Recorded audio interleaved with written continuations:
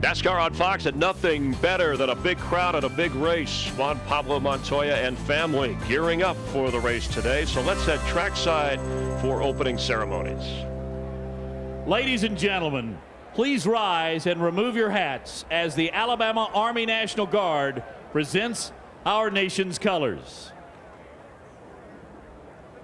Please remain standing as Dr. Richard Alford of the Alabama Raceway Ministries offers today's invocation. Our Heavenly Father, we thank you for being able to be here for a great day of racing. Father, we ask you to keep the track dry till the end of the race. We pray for safety, for the drivers, for the crews, for the NASCAR and the Talladega Super Speedway officials and workers. We also pray out of concern, Father, for our troops wherever they serve and for the law enforcement workers who all work together to keep us safe. In the name of Jesus Christ, I pray. Amen. Here to perform our national anthem, please welcome platinum recording artist and American Idol winner, Taylor Hicks. Oh, say, can you see by the dawn's early light what so proudly we hail at the twilight's last gleaming, whose broad stripes and bright stars through the perilous fight o'er the ramparts we watched were so gallantly streaming, and the rockets' red glare, the bombs bursting in air, gave proof through the night that our flag was still there. Oh, say does that star-spangled banner yet wave?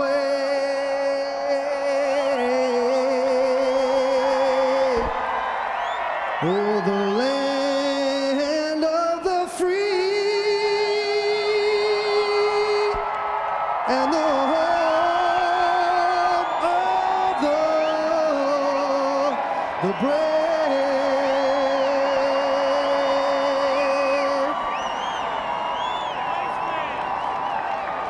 Alabama's own Taylor Hicks, America's racing idols, are on stage next.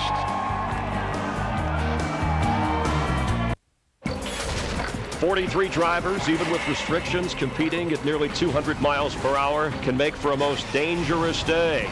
Drivers survive it, and we talked to them about it in this week's hit list.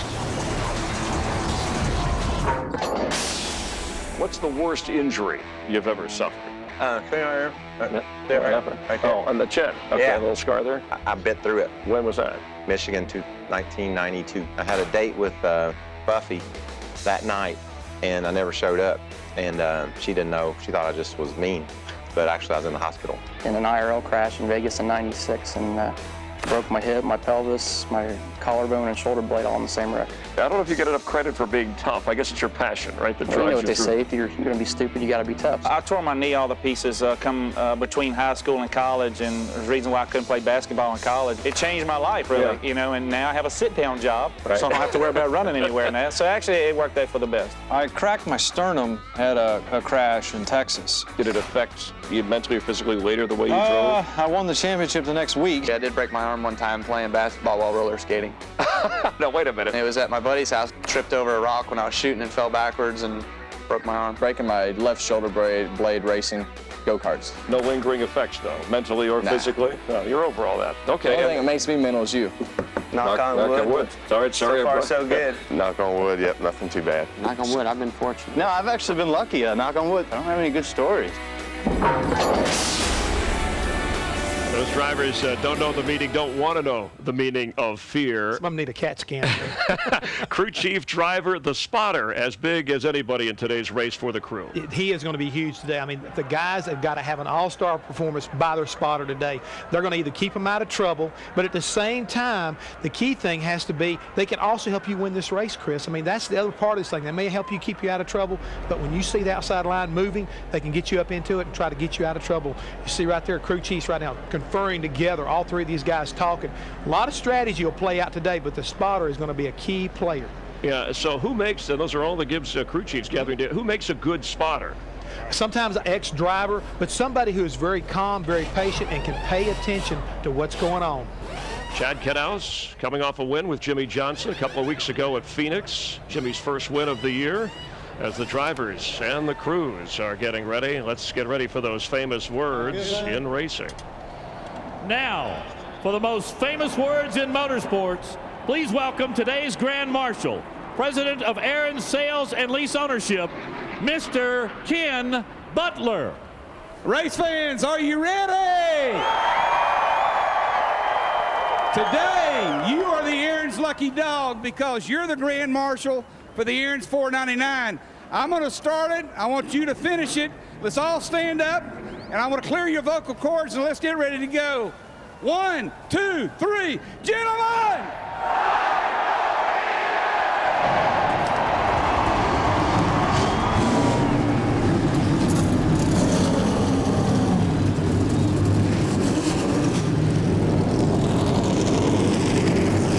More than 150,000 strong, and you have a great seat for, will it be Kyle or Carl, Tony or Junior? What about Jeff Gordon, who has won the last 2 races here? Let's join up in the broadcast booth, Larry, Darrell, and Mike. Gentlemen. Well, thanks, Chris. We have the best seat in the house to watch them go around here and covering a football field a second. Darrell, you don't race 3 and 4 wide here because you want to. You do it because you can and because you need to try to get to the front. This is not the most physically demanding race, but it seems this is the most mentally demanding race. Oh, this joint will wear you out. I mean, your hands and you're so tense in the race car. You never can relax because there's something always going on around you.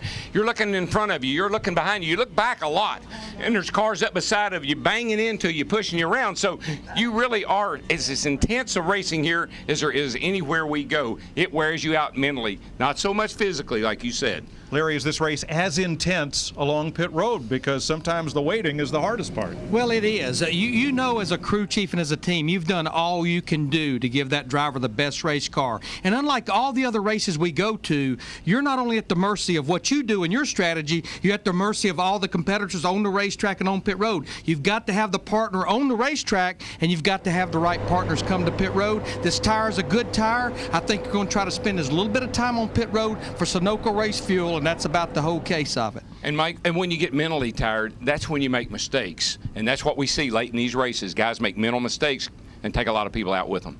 They cover a football field a second here, but things can go awry in the blink of an eye. Stay tuned for NASCAR on Fox at the world's fastest speedway.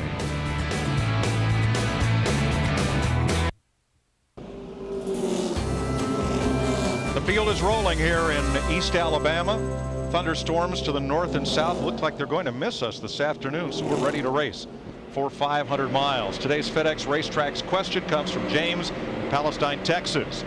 At the Texas race, he was there and noticed the new COT, Car of Today platform. This car sounds different than the old car. Why, Larry? Well, it's not that anything has changed with the engine or even the headers on the engine to make it sound different. With the old car, you had options where the exhaust pipes went out. They maybe both went out the left, both out the right. Maybe like here, you would go out the left and the right. But with the new car, all the exhaust pipes, same size, same configuration, all of them have to go out the right side. That's why they sound a little different from what we had before. Send us your question to foxsports.com, keyword FedEx, for more information. Let's have a look at the starting lineup for today's 500-miler. A big surprise. Joe Nemechek, one of the go or go home qualifiers. Front row Joe put it on the pole, knocking Tony Stewart off the pole and to second. As you look at the starting lineup, Darrell, let's check in with the front row. Joe Nemechek, it's a DW in the Fox Sports booth, but he got a copy. Joe Nemechek, DW, you got a copy? 10-4, DW. Joe, you got a beautiful race car, National Day of Prayer. Got a lot of people praying for you. How much did you compromise the car for the race, Joe, to set on the pole? Actually, there's not much.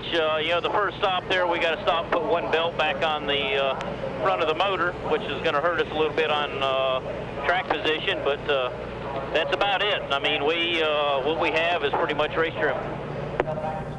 Well, you sure were fast in qualifying, and hope you can keep it up there today. Hey, how about nerfing up against that 20 car there? I want to talk to him, and I'll call you back and let you know what his strategy is here in a minute.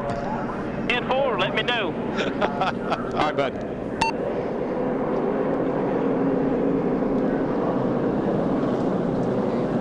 Hey, Smoke, it's DW here. You got a copy, buddy? Yes, sir. Tony, you won the race yesterday, and you've got a great car today. How does it look out there today? What do you think is going to happen? I'm hoping for the same thing.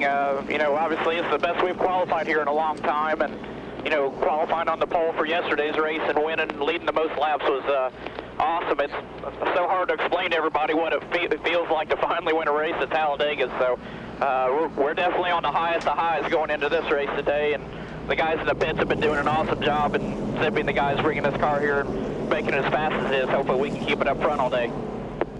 Well, Tony, you think you'll be able to work with your teammate Kyle Busch or even Denny Hamlin, or you think it's going to be you and Dale Jr.? Have you thought much about who your partner is going to be today?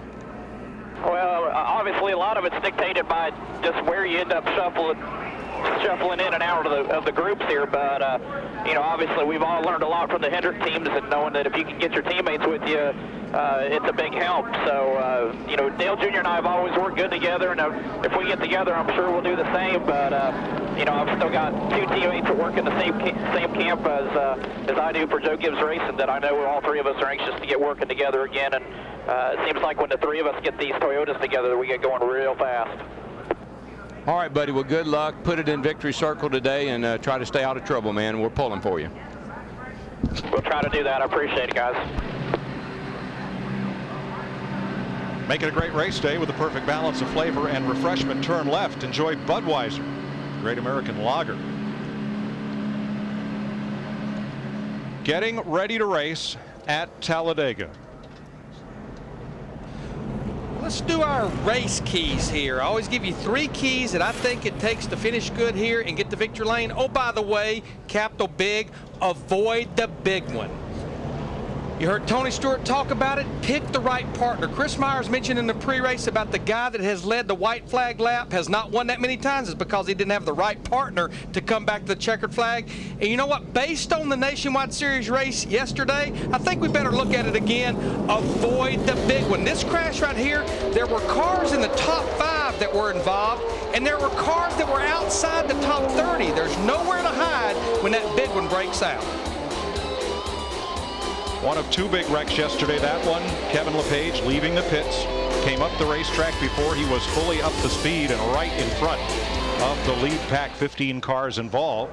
The other one, Dario Franchitti, spun to the bottom of the apron and got hit by a car that was 8 seconds behind him entering the corner. Unforgivable. All right, let's get late word from pit road as we get ready to race. Steve Burns. Mike, thank you. Kyle Busch has been red hot in all 3 of NASCAR's Premier Series, including the Sprint Cup level. But in 6 starts here at Talladega, he has 5 finishes of 32nd or worse. His crew chief, Steve Addington, sat him down this week and said, Kyle, pick your battles. You've got to be here at the end of 188 laps. Matt. Steve, when you look at Ryan Newman's racing resume, the one Achilles heel, the restrictor plate races. But after an 81 race winless streak, he took home the Great American Race at Daytona 500 back in February. Roy McCauley, using the same analogy and same strategy, used the first 90% of the race more like going to school, gaining knowledge, and then the final 10%, that's when you take the test to see if you really learned what you needed to go to victory lane. It would be the first win here for Newman, and it would be the captain, Roger Penske's 299 all-time win as a racing car owner. To Chris Devoda. The sponsor on the number 40 this week, the Tums Quick Pack. And as we've talked about, these guys had to make a quick driver change. Stremme in for the injured Dario Franchitti. Now, Dario is here at the track. He plans on watching the race from his motor coach. He's on crutches with a soft cast. He's going to get re-evaluated this week up in Indianapolis with Dr. Trammell. Chip Ganassi, the boss, he is in Kansas for the IRL race. David Stremme, he's not a newcomer to this team. This was his old team, his old crew chief, Stephen Lane, from last year, and he finished second in yesterday's nationwide race. Dick. Joe Nemechek had to turn a fast lap or he would not have qualified for this race. He was not a guaranteed starter. To turn that lap, he ran it without an alternator belt. So on the very first stop, while everybody else is changing tires, there will be 3 mechanics under the hood of Nemechek's car because he can't run the whole race without it. Thanks, Dick. If you look at the front 4 cars, 78 Nemechek, 70 Kenny Strader, and the 84 of A.J. Allmendinger were all go-or-go-home qualifiers, having all 3 of them so close to the front of the field. Darrell, what are the thoughts of the drivers who were locked into the show and have the race package underneath, starting right behind them? I think those guys may consider dropping back because they do have work to do once they have a caution flag. They don't want to be that caution flag, and when they're up in the front like that, they could be in harm's way. And just to put a period on it, the reason all this is an issue, this is an impound race. You basically had to race what you qualified. NASCAR impounded the cars. You couldn't work on them after you came off the track from qualifying. 188 laps of holding your breath. I'm as nervous right now as I am all year long for any race we go to. Tense, man. These cars, they've not been out there drafting since on Friday. Start-finish line is way down toward turn 1, not in the middle of the tri-oval as it is at the sister track, Daytona. Well, DW, if you're ever going to listen to what I'm telling you, we're going to be 4 wide, we're going to be 5 wide. Reach up there and pull those belts tight one more time. I got him. And boogity, boogity, boogity. Let's go racing, boys.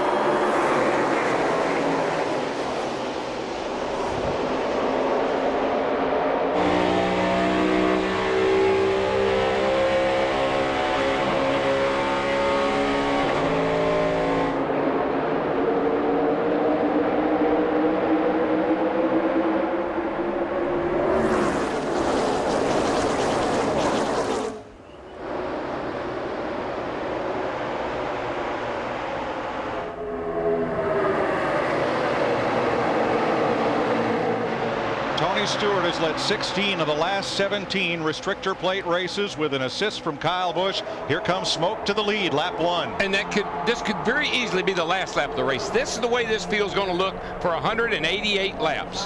Joe Nemechek, our pole sitter, he slid up right behind Kyle Busch in the 18, but now Denny Hamlin has cars lined up going to the inside.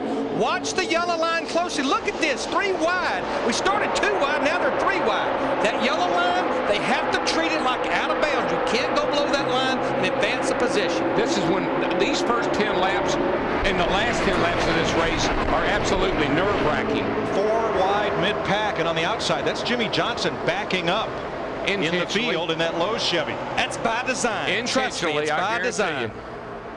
They're going to just hang out at the back, kind of let this thing wind down, and then I'm sure they will show up before this thing's over. And this package, this car, this restrictor plate package, this engine, you can fall to the back and not worry about it. You got a lot of throttle response, and they will draft back up pretty easily. Tires get on my nerves. Well, it's 2 laps into the race and 3 laps now, and it's already getting on his nerves. He's got a problem.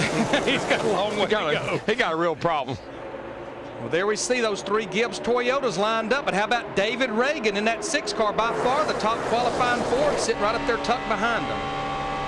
John Wood, 3rd generation of the Wood brothers, 2 laps, and his number 21's gone to the garage.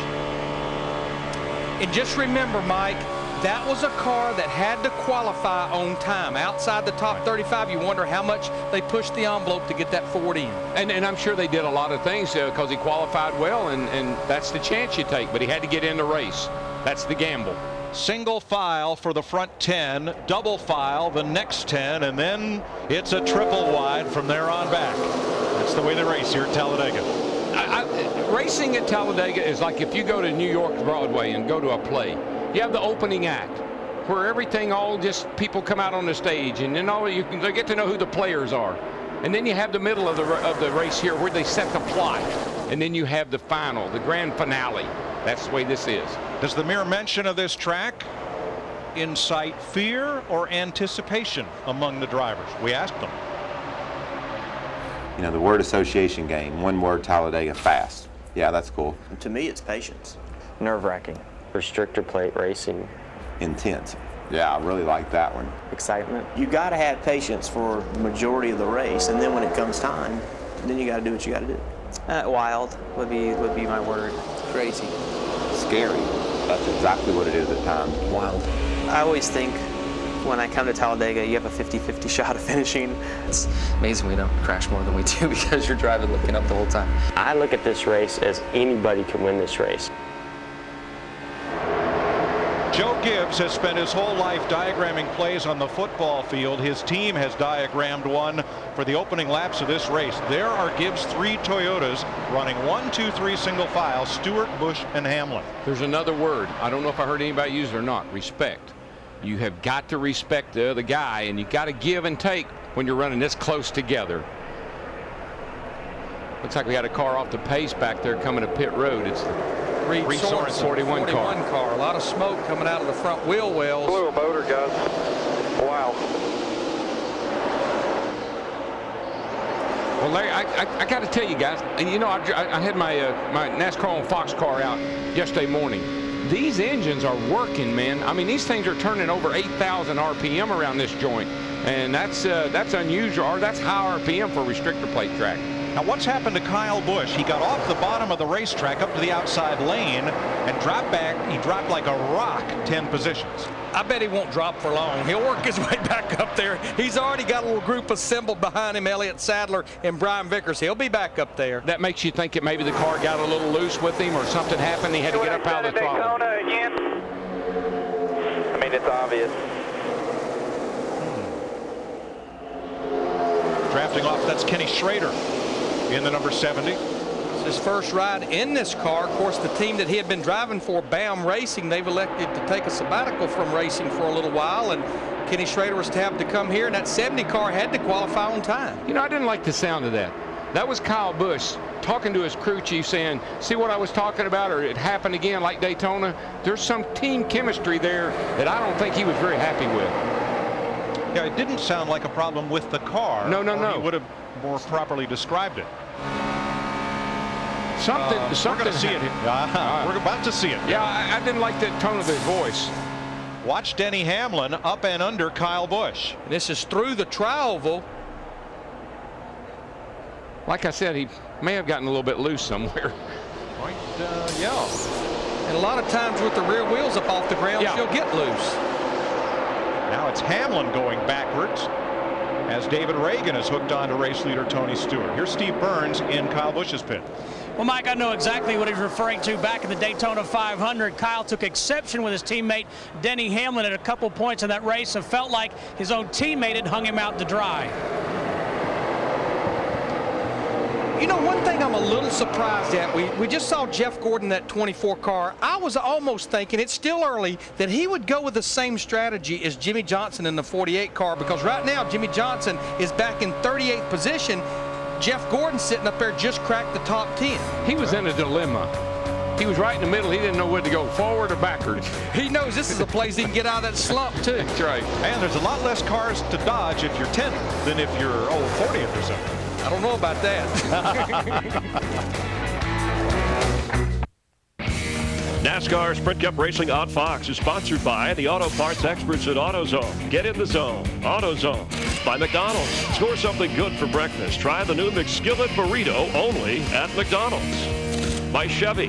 The most wins in NASCAR history. That's an American revolution. And by Sprint. Welcome to the 2008 NASCAR Sprint Cup Series. Speed is beautiful. Go to PepsiRacing.com. Get a free song download from Pepsi Stuff. See details on the website. Tony Stewart, your leader after 12 caution-free laps. He and his favorite dancing partner, not Elio Castroneves or Julian. Jr., Dale Jr. have almost found each other, but for that 6 car. That's David Reagan's Ford in the rocking chair behind between the dynamic drafting duo. I think Junior will at some moment here say, sir, you are in my way, and I need to get behind. That's what's kind of happening right there right now. Yeah, you're dancing with my partner. Please get out of the way. 193 miles an hour, middle of the corner. This will give you an idea right here of what goes on here at a racetrack where they never lift off the throttle. If you see the miles per hour very rarely changes, as well as the RPM, just a little bit. And you never see that hardly. The thing I like about this package that we have with this car and this engine is you can get out of the throttle and get back in it and have response. The old package that we had, you had to keep your foot on the brake and keep momentum up. And I'm telling you, if I were the 6 car, I might just consider letting that 88 by. Trouble is, Darrell, if he moves aside for the 88, will he get freight trained by that whole pack? Oh, yeah, he will. But that's better than having a guy beat on your back bumper. Digger, I believe I'd get back in my hole, too. We do need to mention that John Wood, the 21 car, they are back out on the racetrack 8 laps down, and I think I can say with confidence they spent 8 laps in the garage area undoing and redoing some things that got that race car in the show under the impound procedure. Still 2 distinct packs of cars as you look at John Wood. Single file at the front of the field, and that goes all the way back through Matt Kenseth in about 13th place. From there back, it's double wide. That is a big snarling second pack. But right behind that snarling second pack is about 4 or 5 guys, 2 Hendrick cars. I'm not sure who else is back here. There they come right back here.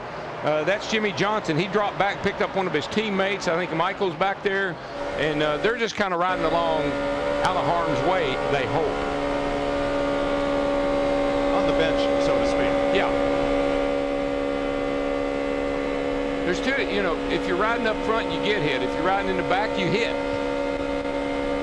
But all they want to do is just stay within touch. As long as they got a nice little pack back there, they can stay in touch the way the draft works.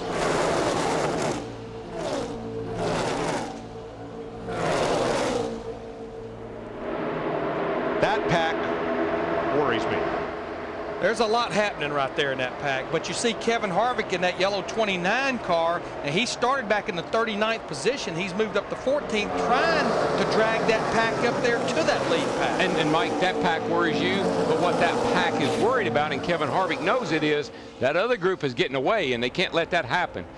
So that's what this group here is trying to keep from happening, catch up with those other guys so they don't get away. Harvick and David Gilliland have gained the most spots. Harvick was getting a push from Jamie McMurray and Scott Riggs.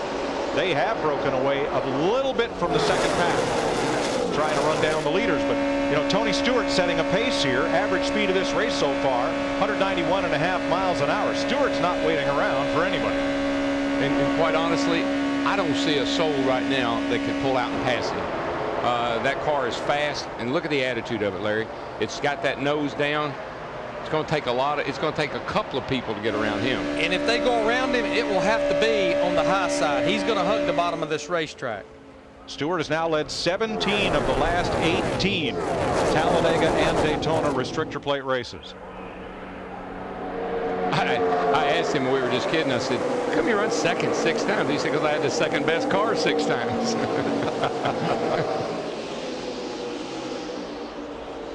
17 laps caution free in the Aaron's 499 in Alabama. You're watching NASCAR on Fox. I'm leaving these guys in the smoke. Yeah, I got that part.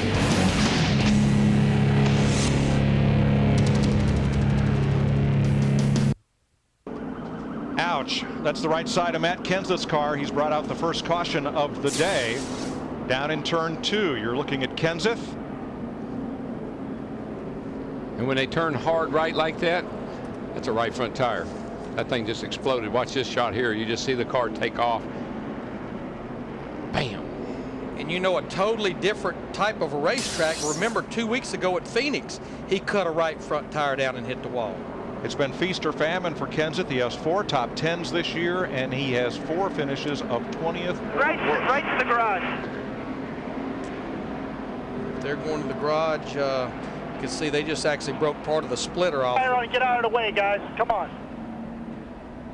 They want to get that car off pit road before everyone else comes in for service in this first caution of the day.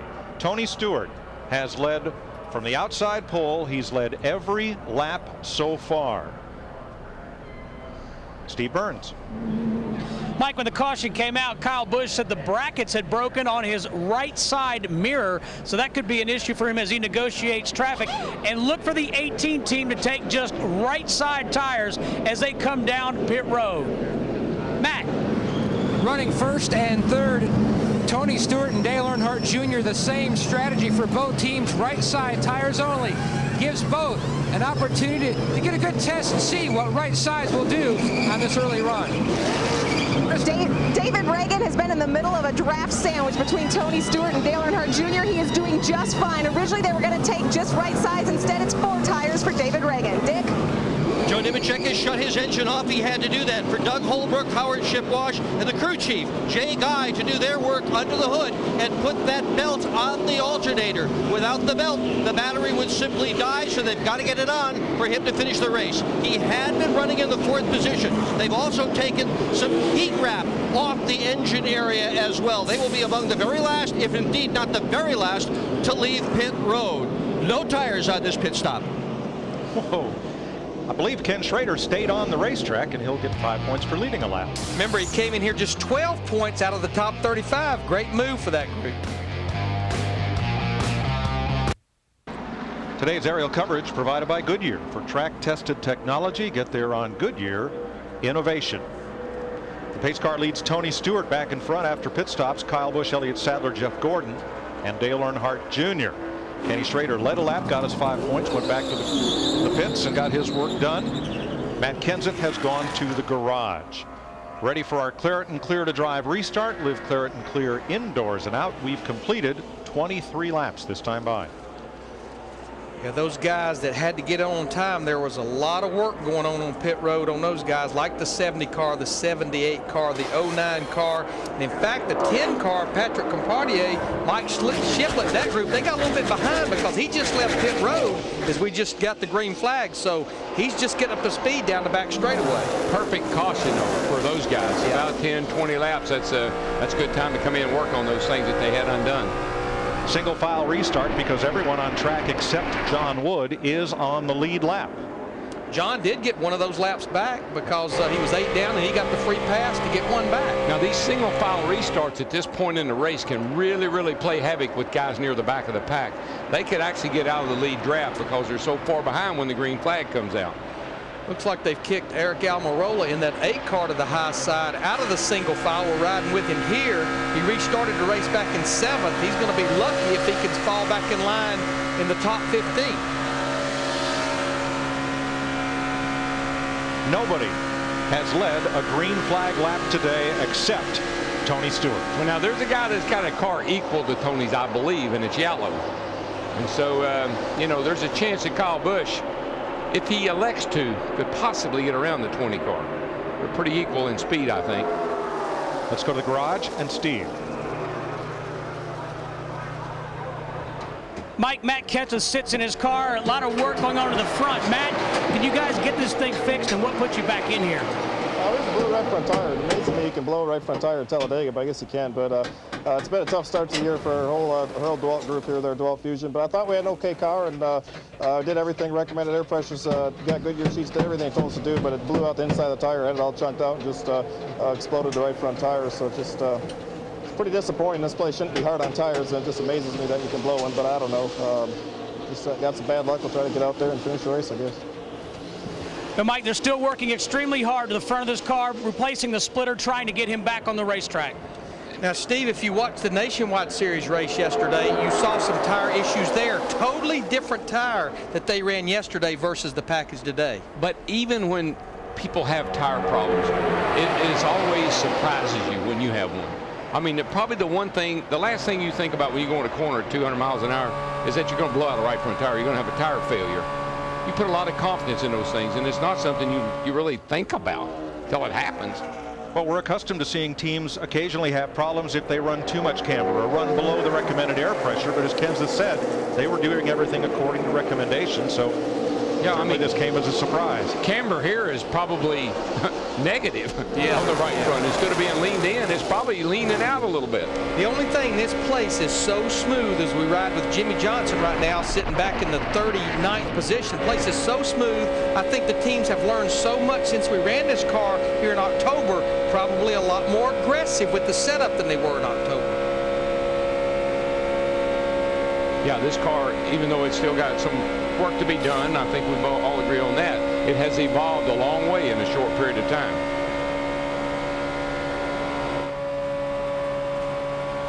Jeff Gordon hard at work, and you see that little tilt of the helmet to look in the mirror. Well, when you drive here, you look behind you just probably more than you look in front of you.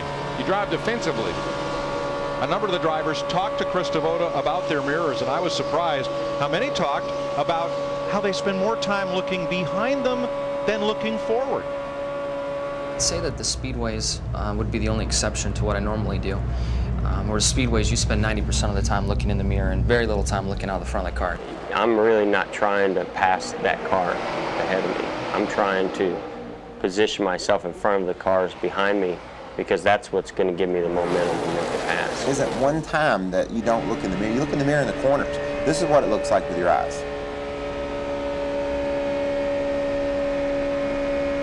That happens the whole way around. And then as you get in traffic, it's smart to use your mirrors if you're going to change lanes pretty quick. I think I look through my rearview mirror more than I'm looking forward. You know, the majority of the race, you kind of have an eye on what's out here, but you're always up there, and you're just kind of barely seeing what's in front of you. You look, you know, once you're in the straight, you're always paying attention. Are they going to move? Are they going to, you know, you're going to this. I mean, we have, you know, a lot of mirrors inside my race car, especially, and it's all really looking out the right side, because it's very important to, if you have an inch or two to squeeze in there, it could make a difference in a lot of positions, whether you squeeze yourself in there or not. And I think that's the key word that he just used. Sometimes you squeeze yourself in there. That's when you get in trouble.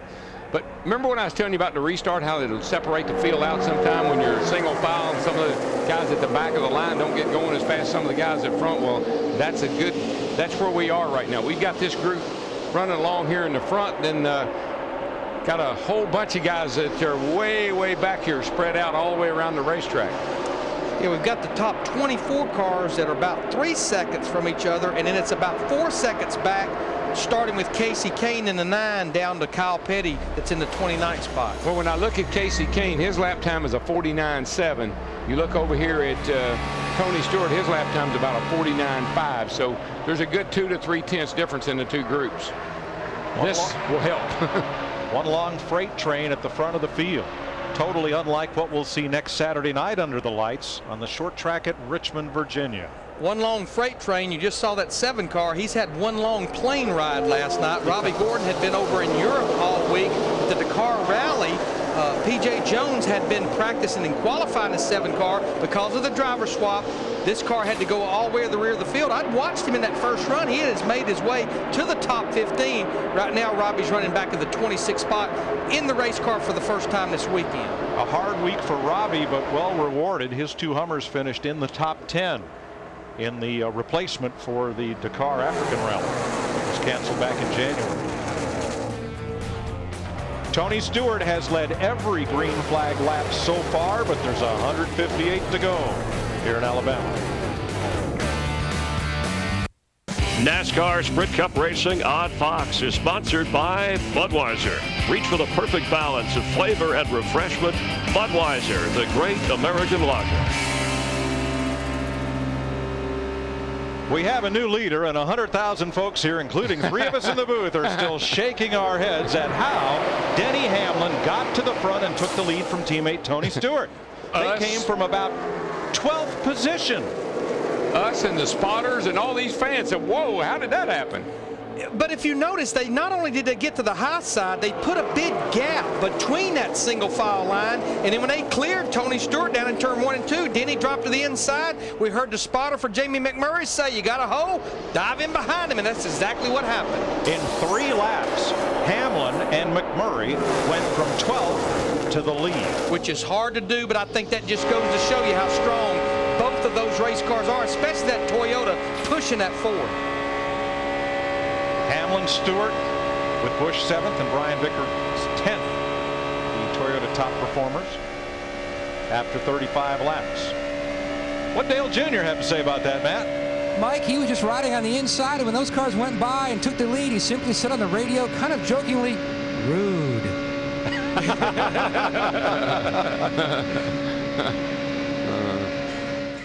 Well, that's one that you write down for later in the day. That can happen, and you don't want to forget it. Now we've got about the top 24 cars that are separated by less than 2.5 seconds. You're looking at the whole pack right there.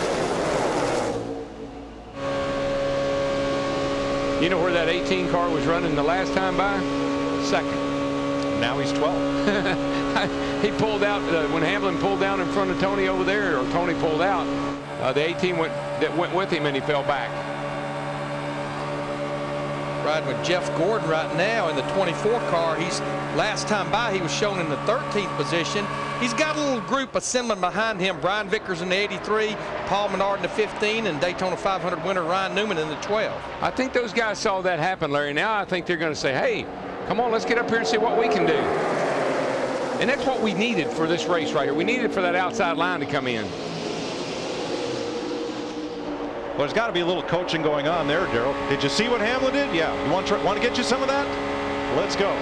Yeah, would you see who jumped out there to get with Jeff Gordon just then as they went down in turn 1? Oh, yeah, the Pied Piper. The 88. He said, hey, I like the way this is going. Dale Earnhardt Jr. leads the outside line. Matt? Tony Eury Jr. will tell you their spotter TJ Majors, one of the most impressive points about how he spots is that he's just so informative. He doesn't tell you what a car or two, he's telling you 3 to 5 cars back, and he set Junior up to let him know that Gordon was moving in that outside lane if he wanted to try to set himself up to jump in line. That's exactly what he did, so he can investigate the outside and try to put his car in the lead. And Jamie McMurray got caught in the sucker ball and found himself going from 2nd to about 9th in the space of the front straightaway. Well, I want you to look at this push that Brian Vickers is giving Jeff Gordon a 24, and I'm sure it's going to transfer up to Dale Earnhardt Jr., and I think our crowd, as they come back around, they'll let us know. Now that's a freight train. The only thing missing is couplers. Well, what I like about this car versus the old car from the past, these cars line up. The bumper, by the way, folks, we didn't crank it up yet. Junior Nation. Look at him in the grandstand as that man takes the lead. But this car, the front of the new car and the back of this car line up so well that you can lean on each other and really give each other good grabs, good bump grabs. What I loved, and I never realized that Dale Earnhardt Jr. told us in the pre-race, I can see him waving, I can hear him cheering for me. And he leads for the first time today. Jeff Gordon with him. He has now led 14 of 15 starts here in Talladega. But I'm trying to recall the last race here. The bottom was the way to go. Everybody was running on the bottom, and all of a sudden everybody jumped to the top. Yeah, where he wants me to be. Talking about his teammate. Where does he want me to be? He wants the line to be. Does he want to be high? Want to be low? And he's asking because for the first time here, Jeff Gordon is Dale Earnhardt Jr.'s teammate. Then he wants to lead a lap. Yeah, do it. Right here. Yeah, I will help you with that. That's a little easier said than done at this place. Little cat and mouse going on right now. I think guys are trying to determine, do I want to run high? Do I want to run low? We've seen it kind of work both ways here in the last few laps, and now they're experimenting a little bit. And most of them have decided, I want to big push for 24 here. Stop. I want to run with Junior or I want to run with Tony. How about Vickers down on the inside? He's won a race here. Yeah, he's got Vickers, and then there was 11 and the 20 right behind him, so those Toyotas on the bottom. And that's going to be why that inside line is what's going to make it hard for Dale Earnhardt Jr. to let Jeff Gordon lead a lap now. You saw Junior's onboard camera kicking up a bit of dust as he went way high coming into the tri-oval. We'll have some time still. It's just amazing how it goes from the bottom, everybody hanging around the bottom, Tony Stewart. All of a sudden somebody tries the outside, they make it work, and the next thing you know, here we got a line around the top. Tony Stewart. He'll run wherever you want to run. He just don't like that 15 behind him there, Junebug, so he might have to do something. Junebug is Dale Jr. Next run he gets down the goal. He wants to lead lap. Got to get a real strong one sometime. Just go. I'll try to get the second spot. Talking about Jeff Gordon trying to get by. Tony Stewart led the first 20 laps of this race. Caution came out when Matt Kenseth cut a tire and hit the wall in turn 2. Ken Schrader led a lap under caution. Denny Hamlin got to the front, and now Dale Earnhardt Jr., to the delight of the crowd, is pulling this pack around Talladega. But the good thing, 99's on pit road, Larry, but the... Oh, you're positive it's on the right side, right? Positive. Thinks he's got a tire down. Dick Berggren. He's got a vibration, and he does think it's the right front. Doesn't look like it's down really, Daryl. I don't know. I think it might be torn up. I think that's, yeah, or at least that would be my thought. Well, this will knock Edwards off the lead lap. Oh, he stalled the car, but he got it going. And the thing about it, he's going to get back out on the racetrack before the pack gets there, but he's going to be running about 2 to 3 seconds slower than that group, so he will go a lap down in that 99. Vegas, they have a problem in the pits. Carl does. He gets behind. Last week, 2 weeks ago at Phoenix, they have a problem in the pits. He gets behind. And here today, if that's not a torn up tire and it's a loose wheel, that could be a problem. There's a look at the tire, and it's some issues. I think it's worn, yeah. On the it's at the inner edge. That's the inside. Right. And that is a sign, I think, from the fact that even though maybe they don't have a lot of camber, they're traveling it so far that it gets on that inside edge. Now, something interesting in this pack. Look on the inside lane. Tony Stewart and Denny Hamlin, the 20 and the 11, they have drifted back to where their teammate Kyle Busch in the 18 is running at the back of this pack. Steve, what's up with Kyle? Mike, I'm not sure, and I don't know that Kyle knows either. He just said this is a bad sign. We're just barely hanging on. And crew chief Steve Addington said, can you pull up? And he said, no, I can't. Wow. This was expected today, based on practice and qualifying, to be a battle between the Gibbs Toyotas and the Hendrick Chevrolets. Long way to go. 144 laps remain as Dale Earnhardt Jr. has now led 6 laps. He's out in front of teammate Jeff Gordon and Paul Menard.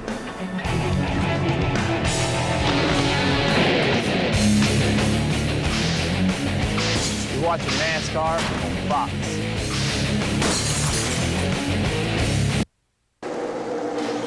Well, a minute ago we were talking about Denny Hamlin drifting to the back of the lead pack.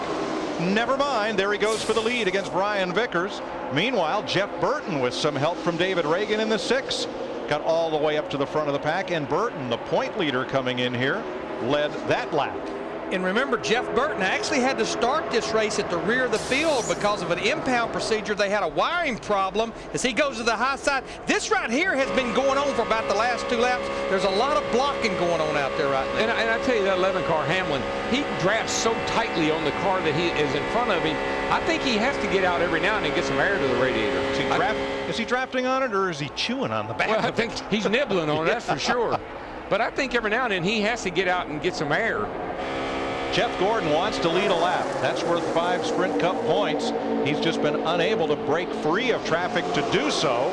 Now he's coming up the outside, and he's got David Reagan, and Reagan's got the fastest Ford here right now. There is no question since basically the track opened for practice on Friday. Krista? David Reagan has been very good. You know, before we were talking about how he was sandwiched between Stewart and Junior. Now he's riding in the middle of Jeff Gordon and Kevin Harvick. He is surrounded by experience, but what a difference the confidence that this young man has. He knows he can run with the likes of those guys, and that is exactly what he's doing as Junior continues to lead. I tell you what, though, I want to get, it's early, but I want to give a call to some guys that we don't see at the front a lot. Look at Paul Menard up there in that 15 car. He's got a fast car. And how about that 77 car of Sam Hornish? His best run of the year was back in the Daytona 500. Well, there's his teammate out there, Ryan Newman, in the 12. He's trying to, Kevin Harvick's trying to push him to the lead, and he just may do it. Menard wants the lead, but here comes Newman. Newman with Harvick, the Daytona 500 winners of the last 2 years in a row, are trying to work the outside to the front. Menard is in the excuse me lane. Right in the middle. But you know, when I look up there and I see Ryan Newman in the 12 car, and I look to the inside, I see Juan Pablo Montoya in the 42. Both of them driving Dodges. Go back to the Daytona 500. Not a lot of single car speed in qualifying, but it's like they draft good, they race good. Now Junior up against the back bumper of his former teammate at DEI, Paul Menard. Gotta love from Jeff Gordon. Gotta love this car. The old car, you could not do that. The old car, you jack the guy up in front of you and you've been in trouble. This car, you can lay into the guy in front of you. And again, this engine package has such great throttle response that you don't. You are clear by 5 car lengths right now, whatever you want. You don't have to slam the guy. You can just get up against him and push. Eric Almirola has bounced off the wall down in turn 2. He goes to the apron as the field goes by. Just remember, this was Dale Earnhardt Jr.'s teammate last year, Paul Menard, that 15 car. That's a DEI car. It's his teammate this year right now. Yes, it is. No caution for Almirola. Here's a look at what happened to the 8 from the Army onboard camera.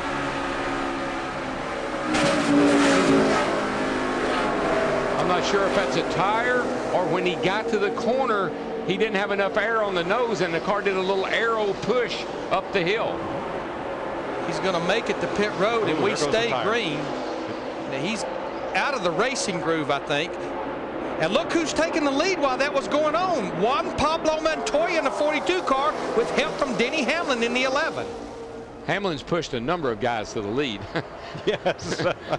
Now, Menard led the last lap, which is the first lap he has led in 2008. And now here comes Montoya trying to do the same thing. And Montoya is working with the new crew chief this week because Chip Ganassi made the crew chief swap. He basically moved Jimmy Elledge over to Juan Pablo Montoya, Donnie Wingo over to Reed Sorensen, who's actually out of the race with a blown engine.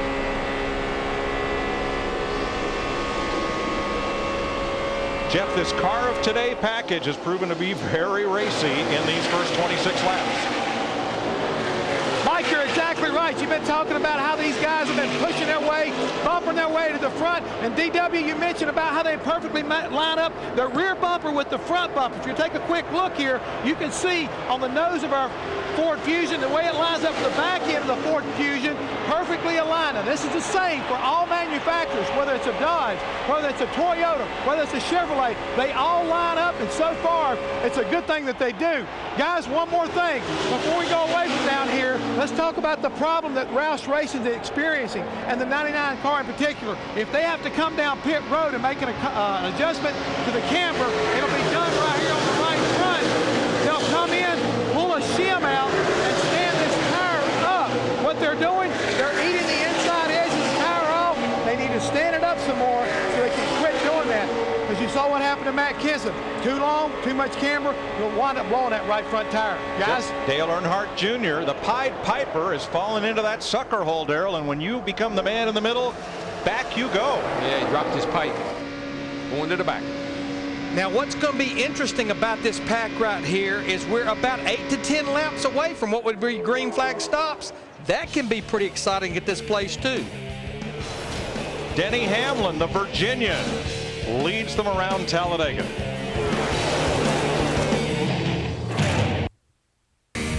NASCAR Sprint Cup Racing on Fox is sponsored by the Ford F-150, built Ford tough. By DirecTV. If you call yourself a sports fan, you got to get DirecTV. By FedEx. Every day is race day. And by Coca-Cola Zero. Real Coke taste and 0 calories. If you've got a NASCAR question, we've got answers. Go to Ask the Pros, built by the Home Depot on FoxSports.com.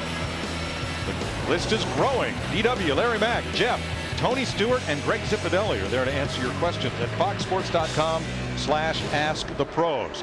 Since we left you, Ryan Newman has led a lap. Kevin Harvick has led a lap. And Juan Pablo Montoya went to the front and led a lap. Now it's Hamlin back in front. And you know what worries me? you get comfortable with this drafting thing, this bump drafting thing, pushing, and the further into the race we go, the more aggressive you get. And that's when we end up with an issue. These guys get too comfortable running into each other with nothing happening. All right, pit stops coming soon. Sam Hornish has already been in. Dick Berggren. Well, Denny Hamlin is in a situation that I think would make a lot of people very uptight, but he just got the whole crew laughing when he said this is fun as, we'll use the word heck. Okay.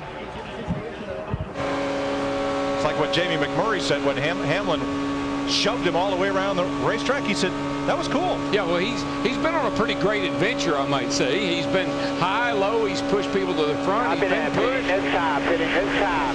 Oh, boy. Now, this right here, everybody better be on their toes. Because when you got a group of cars like this and you start talking about pitting, you better start letting people know about it right now. Yeah, coming off turn 2, give that hand signal down the back straightaway and try to blend to the bottom. But at the same time, you don't want to give up a lot of time either. But let the spotters know. Let whoever's around you tell his spotter, we're coming this time. You have time to tell 20 spotters? Well, you got to try. I understand. You know, I mean, this is critical right here. The big thing, don't make that mistake. You do not want to get caught speeding on pit road because you're running from 190 down to 55 miles per hour. There comes Jeff Burton now in the 31 car. So the Sprint Cup leader comes on to pit road as Denny Hamlin surrenders the lead back to Dale Earnhardt Jr. Steve. And Mike Scott Miller, the crew chief on this 31 for Jeff Burton, has called for right side tires for Burton Chevrolet. No other adjustments. They stall it out just for a minute. He's giving a hard time getting going. Krista. Steve, the call for his teammate Kevin Harvick, just right side tires, but they're filling it up with gas. Just rights for Kevin Harvick. Now we're used to seeing 4 tire changes at most tracks, Larry. Why only 2 tires here? You have so much grip here that the tires don't wear. The tires don't give up. Really, the only reason you're taking 2 is kind of insurance. Plus, they're like free on the stopwatch because you have to have the amount of time to dump the 18.5 gallons of Sunoco race fuel. Now, here comes about half the pack coming on the pit road now. Riding with Michael Waltrip. And this is really working out well. I think I always wanted my crew chief, Steve, take the 55. Michael Waltrip has been running mid-pack towards the rear. Right side tires only for the 55. They make sure they get as much gas as they can in that Toyota. Paul Menard, David Rudiman coming on pit road with him. Michael McDowell. A group of cars that were running in the second pack. Elliott Sadler finishes up his stop. Robbie Gordon as well. Green flag pit stops. And this is where the teams that have stopped have to hold their breath and hope that everyone ends up stopping under green. Here they come. Here comes another big pack. And if you're only going to do right side tires, you've got to be careful. You just saw Kurt Busch, that 2 car, sliding the tires. If you flat spot one of the left sides, Matt, that's going to get you in trouble if you're only going for 2. Absolutely, Larry Mack, and that's one reason why a number of drivers practice their entry on the pit road during practice. On Friday, Jeff Gooch Patterson had to wait a little bit to get that second can to top off. He's now good to go. Dick Berggren. Denny Hamlin is in a great position because the car in front and behind him have already pitted. He's taking just 2 tires, and all the fuel that tank will hold. He's gone. We talked about mistakes. Kyle Busch in the 18 car missed his pit box completely. At the end of pit road, Brian Vickers spins, and here comes the pack. He's got to wait until everybody goes by to get going. No caution, another mistake. Well, we saw that with the 6 car on the earlier caution. It must be when you put sticker tires on that they're a little slick and you can't get good grip when you first take off. Well, and it could be Darrell putting those sticker right side tires with the scuff left side tires. Big differential in air pressure and heat, Matt. The 2 Hendrick cars, the 88 of Junior and the 24 Gordon, pitting just 1 pit stall apart between them.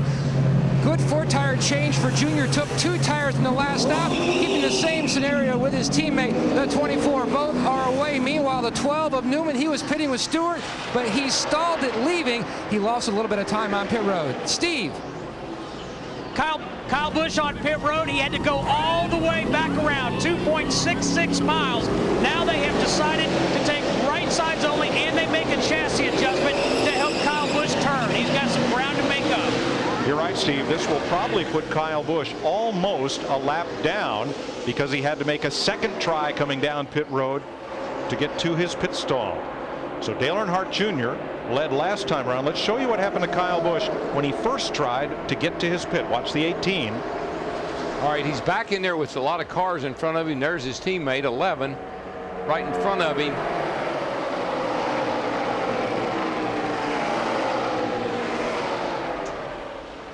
Just missed the pit location. Yeah, he didn't get forced out. He had already missed it because he's pitting way down at the other end of pit road at the first opening. Wow, he really messed up. He was scored as 32nd the last time by, still on the lead lap. But most importantly, nobody to draft with.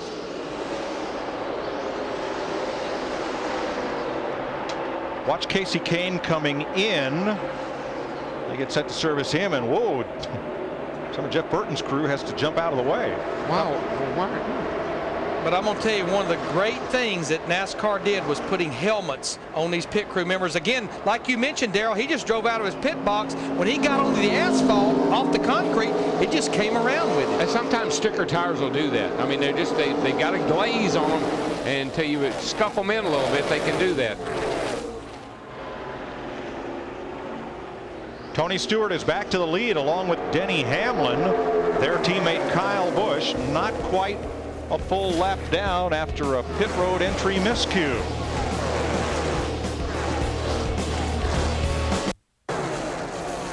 We welcome you back to Talladega. NASCAR on Fox. Tony Stewart out in front. Time for an AT&T race break. Denny Hamlin right behind on a Toyota. And then it's a couple of Chevys on lap 69 of just over 118 from the Hollywood Hotel. Along with Jeff Hammond, Chris Myers, and let's take a look at the 18. Yeah, what happened right there with Kyle Busch coming on pit road? He was on the outside lane like he was supposed to, but his teammate Denny Hamlin, along with David Reagan in the 6 car, had him blocked out. He couldn't even get to his pit stall, so therefore he had to go around and basically just put himself at the tail end of this lead lap right now, and he's really in a lot of trouble because he didn't have anybody to draft with, Chris. And again, it wasn't his fault. Basically, and I think Larry Reynolds can expand on this, is the fact that they're all supposed to be in single file. Now, those 2 cars on the inside were basically breaking a rule. We've had 10 leaders and 15 different lead changes. Tony Stewart winless in 18 tries here at Talladega, but of course 6 second-place finishes and has led the most laps. And it's early, but this weekend, the way he is setting the pace, tough to beat. He's looking very, very strong right now, but we have seen he can be passed, so a lot of these guys are kind of like checking out their different dance partners. We saw early on where the 11 and the 26 car, Jamie McMurray, got hooked up and were able to go up there and take the lead. So I think you're going to have to start watching for a lot of these guys looking for that the ideal partner so they can make that pass to the outside. Darrell Waltrip, of course, said in the pre-race show, you can't just hang around. You have to be aggressive, give yourself a chance at the end. Quick recap as we watch the live action. And Tony Stewart got out to the early lead and dominated through the first portion. And then that right front tire you talked about, Matt Kenseth, some problems there for Roush Fenway. Too much camber on that car, but here we go again. This is what we're talking about. Jamie McMurray and Denny Hamlin get hooked up. They drive all the way past the 20 car of Tony Stewart, take the lead, and then all of a sudden Denny Hamlin dives to the inside and takes the lead away from Jamie McMurray. And so Hendrick teammates, you see that, you know, that Darrell Waltrip wrote, instead of a sea of red, an ocean of green and white, as Junior and Jeff Gordon work a little bit of magic. Same kind of thing, pushing Junior to the front and in the lead. You've got to have a good dance partner. That's the main thing right now, Chris. You've got to have somebody that can run with you and help to complement your car. Here are the top 4 car numbers picked by our viewers to win today's race. You can watch our pre-race coverage each week to play along. Check out the numbers, and we'll continue to keep you updated here. Let's rejoin Darrell, Larry, and Mike. Thanks, Chris. Tony Stewart has now led 40 of the 72 laps that we've run so far here at Talladega. 10 different drivers have had a chance at the lead. Half of them have only led 1 lap. And I'm, you know, if I'm out there on the racetrack right now, I'm sitting back in there somewhere saying, does anybody feel like we ought to try the outside? Yeah. Would anybody like to go the outside with me? Because we could ride around like this all day, single file like this. Now, Jimmy Johnson right now in the 48 car.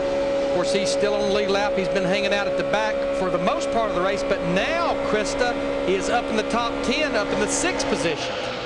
That's right, Larry Mack. He actually got a little bit out of sequence at the start. They tried to lead a lap. Ken Schrader stayed out also, so he led the lap instead. But they had been drafting with their teammate Casey Mears.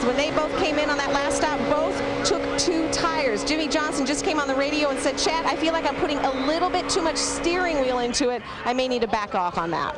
Well, and we're almost down to the point this is a two-stop race. I think a lot of the guys that went with 2 tires the last time on the right side, next stop, they'll do left sides, and then on the final stop do right side. So you can kind of understand their strategy. You know, they've kind of settled down here, and we talked about Paul Menard, the 15 car, sitting up there in the 3rd spot. You've got his teammate, Martin Truex Jr., that started 33rd behind him. But how about the car right behind Martin Truex Jr.? Travis Quapple in that 28 car. It's so good to see that car sitting up there in 5th. It has Northern Tool and Equipment, sponsored for the first time this year. Good to see that car there, not only not solid white, but running up in the top 5. And my brother back there right behind the 48 car in the 55, he's sitting up there in pretty good shape in 7th place. And I tell you, I'd take my brother anytime at Daytona and Talladega. Well, Davey Allison got his first win here at Talladega, driving the 28 car for the 8s. I'd like to see a 28 car back in victory lane. Wouldn't hurt my feelings. 75 laps complete. Tony Stewart leading. You're watching NASCAR on Fox. Ooh, the plot thickens. Stay tuned for more NASCAR on Fox. NASCAR Sprint Cup Racing on Fox is sponsored by HP. The computer is personal again. By the U.S. Air Force, defending America in a changing world. U.S. Air Force, above all. By Camping World, the official RV and outdoor retailer of NASCAR. And by Wendy's, it's way better than fast food. It's Wendy's.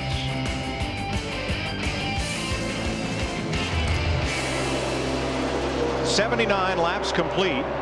109 to go. Tony Stewart, your leader. His teammate Denny Hamlin right up against his bumper. And then the Hendrick duo of Jimmy Johnson and Dale Earnhardt Jr. Followed by 2 DEI cars, Paul Menard and Martin Truex. I've never been here when 2 cars could get together the way they're getting together and pick up the kind of speed they're picking up. This car with this engine package is phenomenal when you put 2 of them pushing each other like that. You know, a car that has worked his way back to the top 10 is our pole sitter, Joe Nemechek, in that 78 car, Furniture Row Racing. Give a call to Jay Guy in the Hendrick Engine Group, because remember on that first caution back on lap 19, they spent a long time on pit road, 2 stops to get the belts and things back on that engine, and now they've worked their way back to the top 10. And I saw Dr. Dobson down there this morning from Focus on the Family and the National Day of Prayer. His wife Shirley, they had that program up. And you're talking about people that were walking on a cloud. Can you imagine putting your name on the car, come down here for a 1-race deal and sit on the pole and have a shot at maybe winning this thing? Showing it's not a fluke. Not a fluke. Nemechek right now running 9th as you look back from Jeff Gordon's car. The 2 Toyotas up front are opening up a gap on the field. It was 3/4 of a second last time by. Again, I don't think I ever remember being here when these cars could get hooked up this way, and 2 of them make such good time pushing each other. And in a lap, they open it up to a full second lead. Matt? Mike, about 7 laps ago, Tony Stewart keyed the mic and asked that Adam Stevens, the team engineer, go back and look at their lap times when they were leading earlier in the race, when they took just right side tires compared to now when they just got their lefts, just to see if there is a big difference. And Greg Zipadelli reported back, we're a little bit slower as he loses the lead to the 48. I'm telling you. 2 of these guys pushing each other like they got 100 more horsepower. And doing it just with 2 race cars. But, you know, we felt like coming down here, not to shortcut anyone else, that this would be a battle of Hendrick Motorsports versus the Toyotas. And you look right now, that's what we've got in the top 4. Well, you know what this is telling me, and it's setting up, and these guys are figuring out as quick as we are, probably quicker. You're going to win this race, somebody's going to have to push you. But the biggest... The Daytona 500 proved that. Exactly. Ryan Newman, without help from Kurt Busch, who is his teammate, I don't think could have won the Daytona 500. I don't either, Mike. Kevin Harvick had help the year before to win at Daytona. And you're right, 1 car alone, there's not 1 car here that's strong enough to do it without help. And this is where Dale Sr. used to be so good. He would play around. He'd fall back to 15th or 20th. And then he'd charge back to the front. And he'd fall back to 15th and charge back to the front. You know what he was doing? practicing for that last lap. And making friends, because each time he charged No, he never did that. No, he picked somebody else up with him. And the last race that he won here, Kenny Wallace helped Earnhardt get from the back all the way to the front. Well, I know who just lost a friend about a half a lap ago. Our teammate is Dale Earnhardt Jr. on the back straightaway, jumped to the high side and left Jimmy Johnson on the low side. And there we're seeing Carl Edwards in the 99 car who had a tire problem earlier. He's back on pit road. Looks like there may be a tire issue. If you look at that tire, that right front tire, it's cambered way in at the top.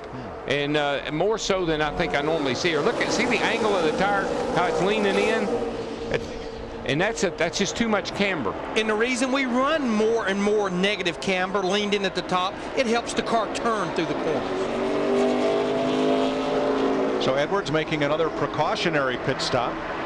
And see, you can get away with that at other racetracks, but here it's running on that edge all the time. Down these long straightaways, you're just heating that tire up. 2 Toyotas leading 6 Chevrolets last time by here, right in the midst of them. Our point leader, Jeff Burton. Steve? And Mike, just heard Jeff Burton get the call to pit in 5 laps and wondering if maybe they didn't get that gas tank all the way full on the last stop when they took right side tires. Yes, Steve, because by my calculations, we should be able to go to at least about lap 110 to 115 if we indeed got that 18.5 gallon fuel cell full. Look at that 11 and that 20 car. I mean, they pick up 20 miles an hour when they hook up like that. And now they're getting they got a little bit of a help off that 99 car through 3 and 4 because he was out there breaking the air for them. I mean, they just show, it's incredible. You can see how much faster they go when they hook up like that.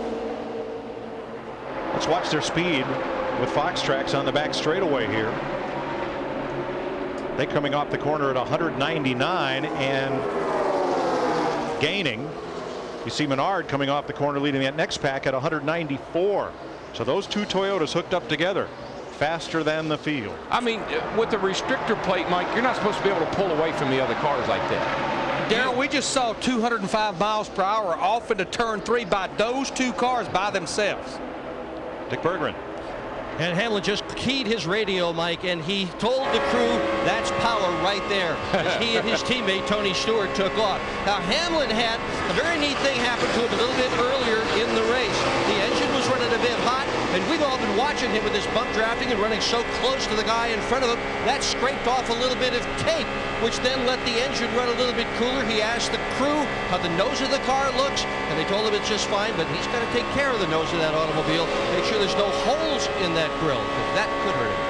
Now, we're looking back at Kyle Busch. Let's talk about what he's trying to accomplish here. If you remember, back on lap 63, he missed his pit box under green flag stops. He is now 1 lap down. All he wants to do is hang on to those 2 boys. We get a caution, he'll get that free pass back on the lead lap. 86 laps complete, 102 to go in the Aaron's 499. Tony Stewart in command.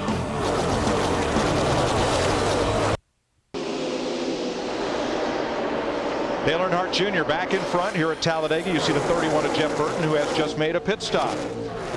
Chevrolet and Autism Speaks have joined forces this month to support Autism Awareness Month. Go to autismspeaks.org to help Chevy help autism.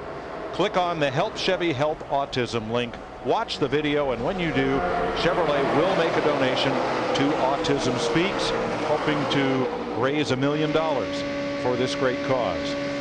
And Mike, I don't want to keep harping on this, but I really worry about how aggressive these guys are being with each other and how that can lead to big trouble here as we get nearer the end of the race. And I think what you mean by that, they're getting comfortable with it. Yeah, they're just getting real comfortable with shoving and pushing and banging into each other. And boy, one guy in the wrong spot when you do that, and we got a big mess on our hands. Dale Jr. and his favorite drafting partner. We've told you Tony Stewart has finished second here 6 times. And what, half of those 6 times, the man who beat him to the line was Dale Earnhardt Jr. The guy that's out front right now. You see Jamie McMurray in the 26 car. He showed some strength early in the race. He just goes by David Rudeman in the 44, getting a push from his two teammates of David Reagan and Carl Edwards in the 99. Again, Carl Edwards is one lap down, having to make an unscheduled pit stop. And see all that swapping lanes like you just saw the 18 do from one to the top to the bottom. If you rub somebody the wrong way when they're doing that, you can't help but turn them around. I don't care how good the race car is. But when Junior went to the lead, he did it from behind Paul Menard. And as they were up in turn 2, we had Fox tracks on Menard. And when Junior dropped out from behind him, Menard's speed dropped 6 miles an hour. So, Darrell, 2 cars together have proven to have a tremendous advantage here at any point in this race. Yeah, and what you got to try to be able to do, though, is get a breakaway of some kind. See how they're all stacked up right now? You got to go high and get a run, and that's how you get all that speed. And that second little pack there that's 3 wide, you see Kurt Busch in the 2 car, runner-up in the Daytona 500, just absolutely lost the draft earlier, and now he's a lap down. Look at Elliott Sadler, the white and blue, number 19, leading that high group. I think his GPS is telling him, go low, get down, blend in, blend in. I could use one of those GPS things on a road course.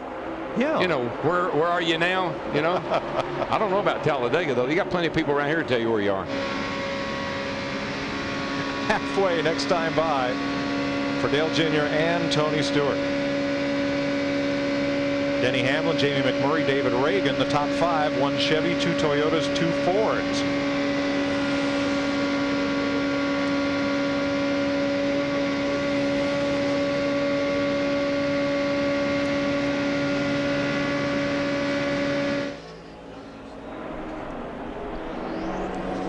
And this is how the field has looked much of the day. A breakout group of cars, single file, in this case 8 of them, and then a snarling pack behind, 2 and 3 wide. 94 laps complete. You're watching NASCAR on Fox. NASCAR Sprint Cup Racing on Fox. It's sponsored by Sprint. Welcome to the 2008 NASCAR Sprint Cup Series. Speed is beautiful. Dale Earnhardt Jr. remains a 1/10 of a second ahead of Tony Stewart, but it's Michael Waltrip who gave the field a big scare in the tri-oval and then almost wrecked Sam Hornish in turn 2. Look at the 55 high in the corner with a soft left rear tire down into Hornish. If he had not hit the 77, or however you want to look at it, he would have wrecked. But because that left rear tire is down, Michael was about to spin out, and the 77 straightened him up. Waltrip able to make stops and come back out without further incident. So we've had Jeff Burton and Clint Boyer, his teammate, that had to make early stops because they didn't get their tanks fuel back on the first green flag stop. And we just had Michael Waltrip pit on lap 97. But we're seeing some deals starting to be made because we're within about 8 to 10 laps of the guys having to make their second green flag stop of the day. In here, unlike other tracks, you want a group to come to pit road with because you want to leave with them to keep the draft speed up there.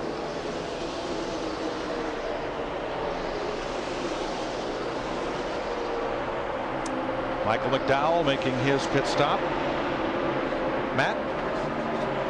Mike, a lot of conferencing going back and forth between the teams. Earlier, the 12 sent someone down to the 20 teams box to find out when they were going to pit. Remember, they pitted together earlier, and then Jason Shapiro went down and had a long conversation with Tony Eury Jr. to find out when they would like to pit. Right now, the lap number appears to be 105. The big question mark, whether they're going to go 4 or 2 at this juncture. I would say the 88 team is leaning towards 4. Shapiro is going to go back down and have one more conference with Tony Jr. And Matt, I think great strategy, as I mentioned a while ago, would be to go with 4 tires because now we're getting very close, as I mentioned earlier, to being a one-stop race after this pit stop, and you can get just the right side tires at the end. And making deals, not so much with people around you on the racetrack, but people that are around you on pit road.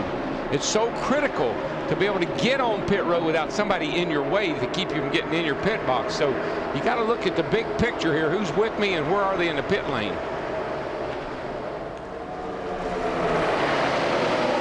Now, what happened to Kyle Busch in that 18 car back on lap 63 on his green flag stop really should not have happened, because we have a rule that says by the time you get to the entrance of pit road, regardless, you are scheduled and supposed to be single file. A lot of warnings were issued after that first set of green flag stops. Yeah, because Kyle was on the outside, and he's pitting in the early pit box down there. He couldn't get to his pit. That's why he had to go through. It's another reason I always like a pit selection at the exiting end of pit road. It's not as near as congested when you get there. Particularly here, Larry, where you know you're going to come with other people. So again, it's a part of the big picture. And the reason Steve Addington pit that pit box, there's an opening there, but I still would rather be on down pit road where it kind of thins out a little bit. I'm with you. Probably about 4 laps away from pit stops. We've only had 1 caution flag today for Matt Kenseth, cutting a tire, getting into the wall up in turn number 2. All the rest of the stops have been under green. Digger's still hanging in there, and what also is hanging in there is we are now past the halfway point. We have 42 of our 43 cars still out on the racetrack.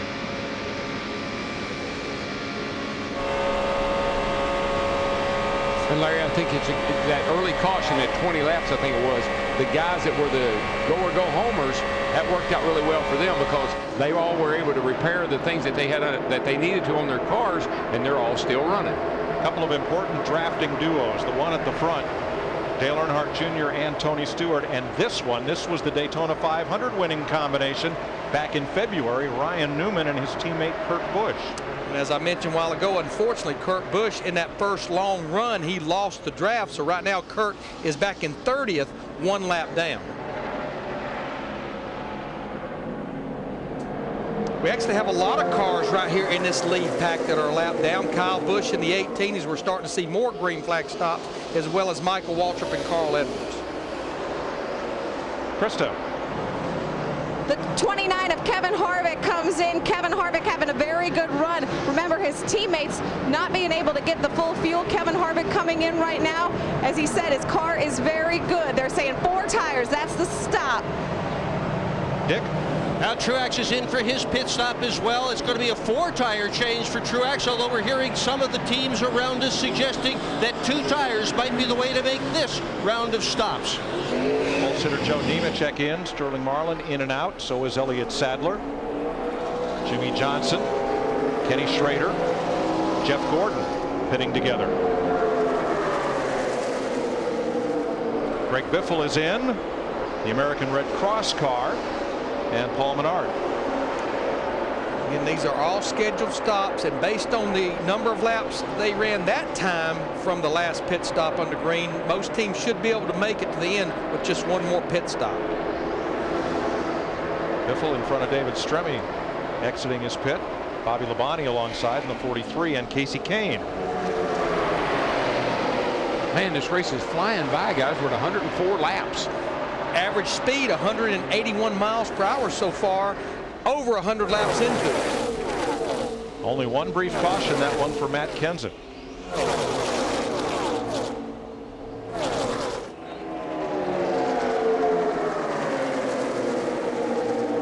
Dale Jr.'s led next down by.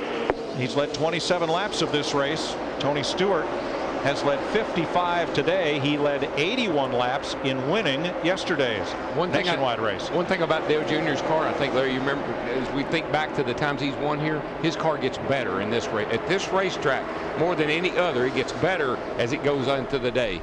Look at him using that hand signal there, all the way down that back straightaway, letting them know we're going to pit road this time. Krista? The 42 of Juan Montoya, as he rolls off pit road, is right sides only. He's a little tight off the corner. Leaders rounding turn 4. All of the Gibbs cars are coming, at the line here. along with Junior and Reagan, McMurray, and the 2 Penske cars. Well, you see that 18 car, Larry, he got to the inside that time. Nice and smooth right here. I tell you what, David Reagan in that 6, he did a lot of give and take, getting single file. Steve. Right sides only for Kyle Busch. They're going to get as much gas as they can. Let's go to Matt.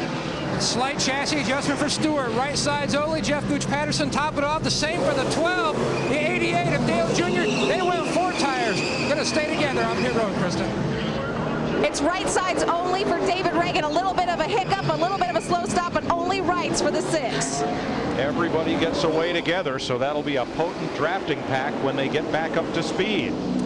But I tell you, the one thing you flirt with when you go with right side tires only, Darrell, and I think it's what bit Jeff Burton and Clint Boyer earlier, is making sure that he does not leave until you get that thing full, because that's critical right now. See, one reason you can get by with just 2 tires now that the track has been resurfaced, the track used to be rough, and it would just use up your left side tires, and the car didn't handle good, and you had to get 4 tires. Now, the track is so smooth, you can put 2 tires on here and be in good shape. Well, I think Denny Hamlin must have been listening to what Darrell Waltrip had to say just before that pit stop, which would be impossible, but he told the crew that this race is not going to be about tires, that the thing that's going to make the difference is the way various drivers handle the draft. It's all about the drivers. Hamlin, meanwhile, has a very unique and unusual problem. He has a vibration in the throttle pedal. It's causing his right foot to sort of fall asleep, and it's causing it to ache. Not much they can do about that except finish the race. And when you go these long greens like this, you just got that pedal, you got the throttle wide open all the time, and you're shoving that thing through the firewall, trust me. And your foot will get numb, and it will go to sleep. I've actually crossed over, put my right leg up under me, and used my left one to gas it, because I didn't need any brakes. And we're working towards 100 consecutive green flag laps here just shortly. 81 laps to go at the world's fastest speedway. You're watching NASCAR on Fox. NASCAR Sprint Cup Racing on Fox is sponsored by Toyota. Moving forward. Dale Earnhardt Jr. has taken Jamie McMurray to the front, and they lead this race at Talladega. Now, right in front of Jr. is Kyle Busch, who has worked up to be the last car on the lead lap. So he'd come all the way around should a caution occur. McMurray running in second, Ryan Newman third, and Newman is either getting help or a big shove from Denny Hamlin. You decide which. There's not a car out there that Levin hadn't shoved to the front. Now, I'm telling you, he'll push it. Look at him go up through there. And look at the differential in speed. Almost 10 miles an hour difference between those guys. Look at that. I don't know if... That's big steam. I don't know if this package was designed to be to work out this way or not, but it sure is fun to watch. Well, it's kind of a turn on the old Daytona Talladega slingshot, where one car could pull out and swoop to the outside and make the pass by himself. This is not all that different, Darrell, except it takes 2. But what makes me think, I mean, they're stacking up over there in turn 2, and look at the run McMurray gets to the high side of Newman. Wow, amazing. These cars get such a burst of speed, and it's got to be because they punch such a big hole in the air that when you get a run, man, you really get a run. But you know, I heard Jeff Gordon say early in the week, with the old car, I absolutely want to be leading. With 10-5 laps to go, I'm not sure I want to be leading on the white flag lap with this car. How about Jamie McMurray? 3 laps ago, he was 4th. Last time by, he was 2nd. Where did he go? He's back to 6th or 7th. That's a lot of up and down in the elevator. Well, all I can tell you is, folks, you want to be sure and be here for the last 5 laps of this race, because that's what these guys are really practicing. Don't tune away now. Yeah, there'll be a lot happening between now and then. Plenty going to happen, but I'm just telling you, these guys are setting up right now, thinking about, what am I going to do?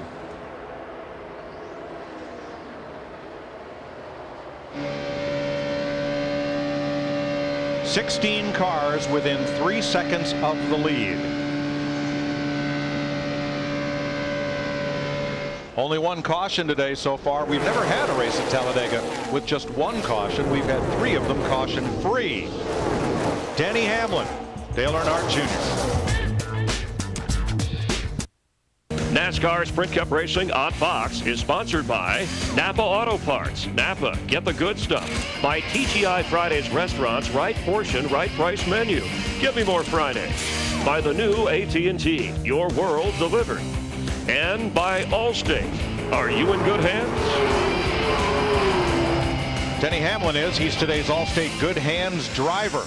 The way he pushed Jamie McMurray to the front of the pack around the whole inside lane required a heavy right foot, a lot of steam under the hood, and good hands. He went on to do the same thing with Ryan Newman and currently is the leader. Allstate, are you in good hands?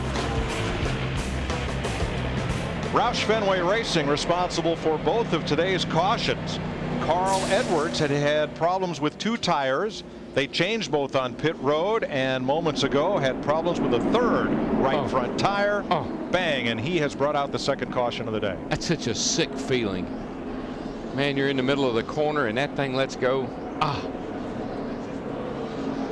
TV can never do a blown tire justice.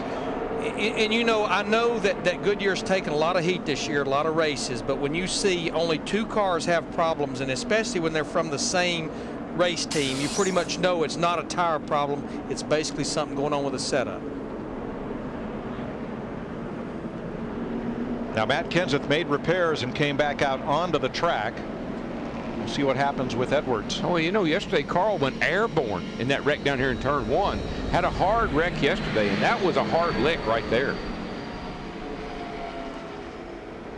Now they came to the caution, or at the moment of caution, I should say. Denny Hamlin was the leader and Kyle Busch was right behind him, so that should give Kyle Busch the free pass. Everyone will come on to pit road. Steve, what will they do? Well, Mike, Jeff Burton in the 31's been pretty racy in and out of the top 10, but always around that bunch. He's going to take 4 tires, no other adjustments, likes his Chevrolet number 31. And Tony Eury Jr. telling Dale Jr. they only need about 3.5, 4 seconds of fuel. See if they might just go gas only for the 88. That's the game plan. Meanwhile, Stewart's looking at going left side tires only. Shaggy Larson, the catch cam man, waving. They are full of fuel, and Stewart's away. Krista? The call for David Reagan, who's been good all day. Just 2 tires, left sides for Reagan. Dick.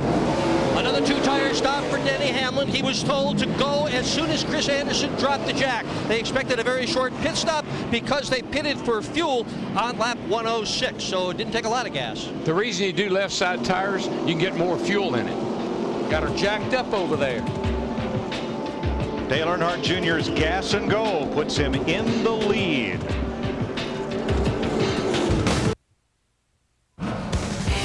NASCAR Sprint Cup Racing on Fox is sponsored by KFC Snacker. Big taste, small coin. Life tastes better with KFC.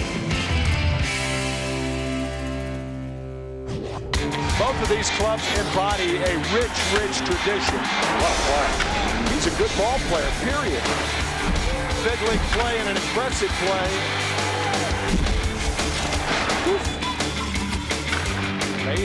Amazing.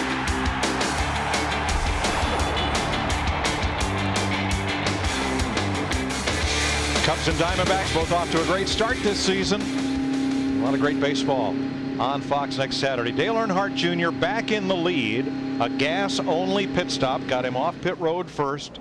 His favorite drafting partner, though no longer driving the same make of car, Tony Stewart, has finished second to Junior 3 times, twice at Talladega and once here, among Stewart's 6 second-place finishes. We're under caution here for the second time today. Debris on track from Carl Edwards, who cut down a tire and hit the wall. Let's go down to Jeff Hammond, who filed this State Farm safety report. In 1994, NASCAR came up with a safety package designed to keep the race car from flying up in the air whenever it got spinning out at high speed. Part of this package included a right side window, roof rails. The most important part has to be the roof flaps themselves. Located at the rear of the roof, this has been determined through testing. It's a low pressure area that whenever the car starts to rotate and spin out, this low pressure would allow these roof flaps literally to pop up. This high pressure that is then created is forced through a tube to the other side, and then that roof flap would pop up. With both of these flaps deployed, puts pressure back on the race car, keeps it on the racetrack, gives the driver an opportunity to drive away. Heck, we've even seen these guys go to pit road, get 4 tires, and continue. Roof flaps, pretty good safety invention. Thanks, Jeff. For more safety information, log on to foxsports.com. Carl Edwards has brought out this second caution. He is in the garage. Let's go there. Thanks, Mike. With Carl, he's out of the race car. Carl, 2 days in a row, you've taken some pretty wicked impact. Are you okay? Yeah, no, I'm great. It's just too bad. This Office Depot Fusion was a really nice new car. looked like Matt Kenseth had the same trouble. We saw that we had a little bit of a pretty big problem in practice. I guess we just didn't fix it well enough. It's too bad. I'm glad we didn't take anybody else out, and you know, I guess I just hope the Ford Fusion goes to victory lane today. Carl, do you know what the problem was or is? It appears that we had the wrong camber in the tire. We tore up one tire, had to pit early, and I could feel it banging pretty hard. This one was coming apart, but I was going to let it get to the amount of banging that the other one was doing before I pulled in, but I never got to that point. And it's just too bad. I appreciate all my fans and everybody sticking behind us, and we'll come back. Thanks, Carl. Thank you, Steve. Ready to go green with our Claret and Clear to Drive restart. Get Claret and Clear. Get back to feeling like yourself again. Kyle Busch did get the free pass, so he's back on the lead lap as Dale Earnhardt Jr., Tony Stewart, Juan Montoya, Denny Hamlin, and Martin Truex bring them down for the restart. You know, with 67 laps to go, with Kyle Busch getting back on the lead lap, we've got 30 cars on the lead lap.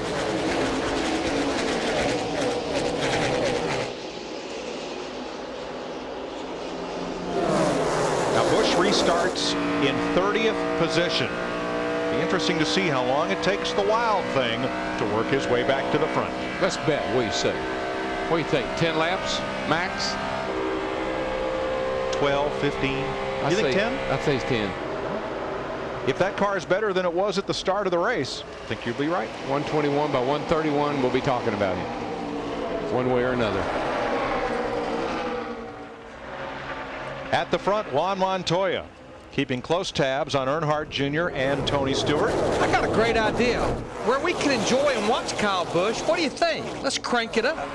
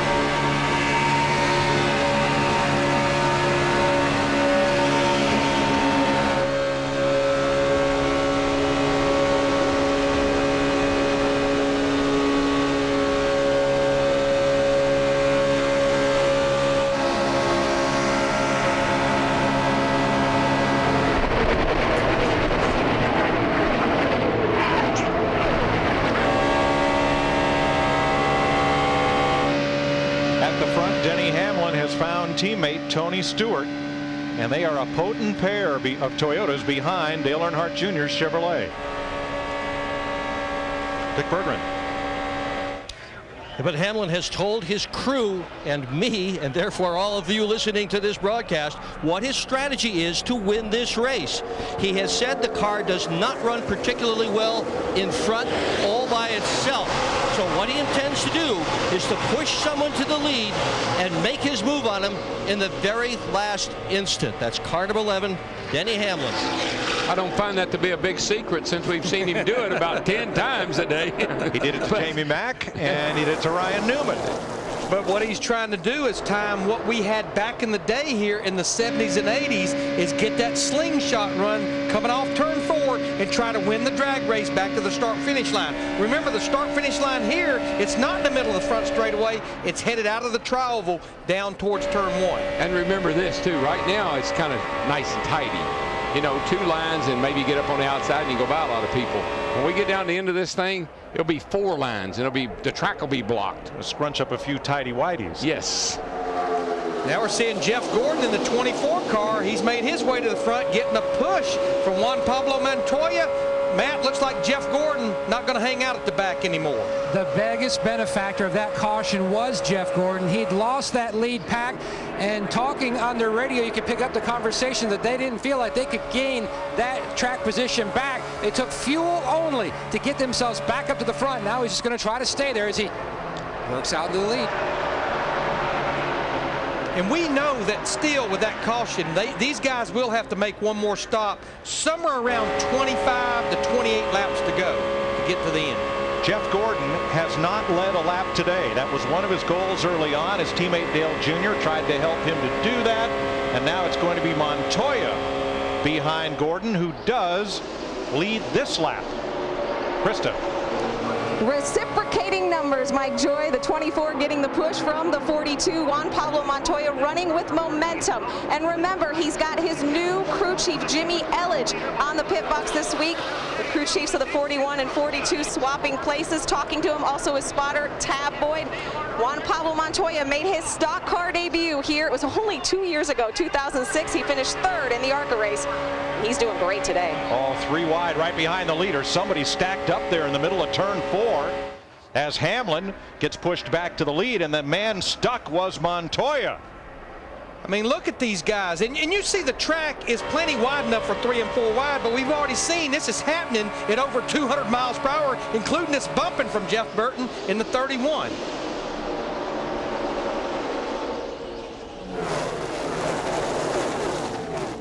Yeah, we've now had 28 lead changes among 13 drivers, and we still have over 60 laps to go.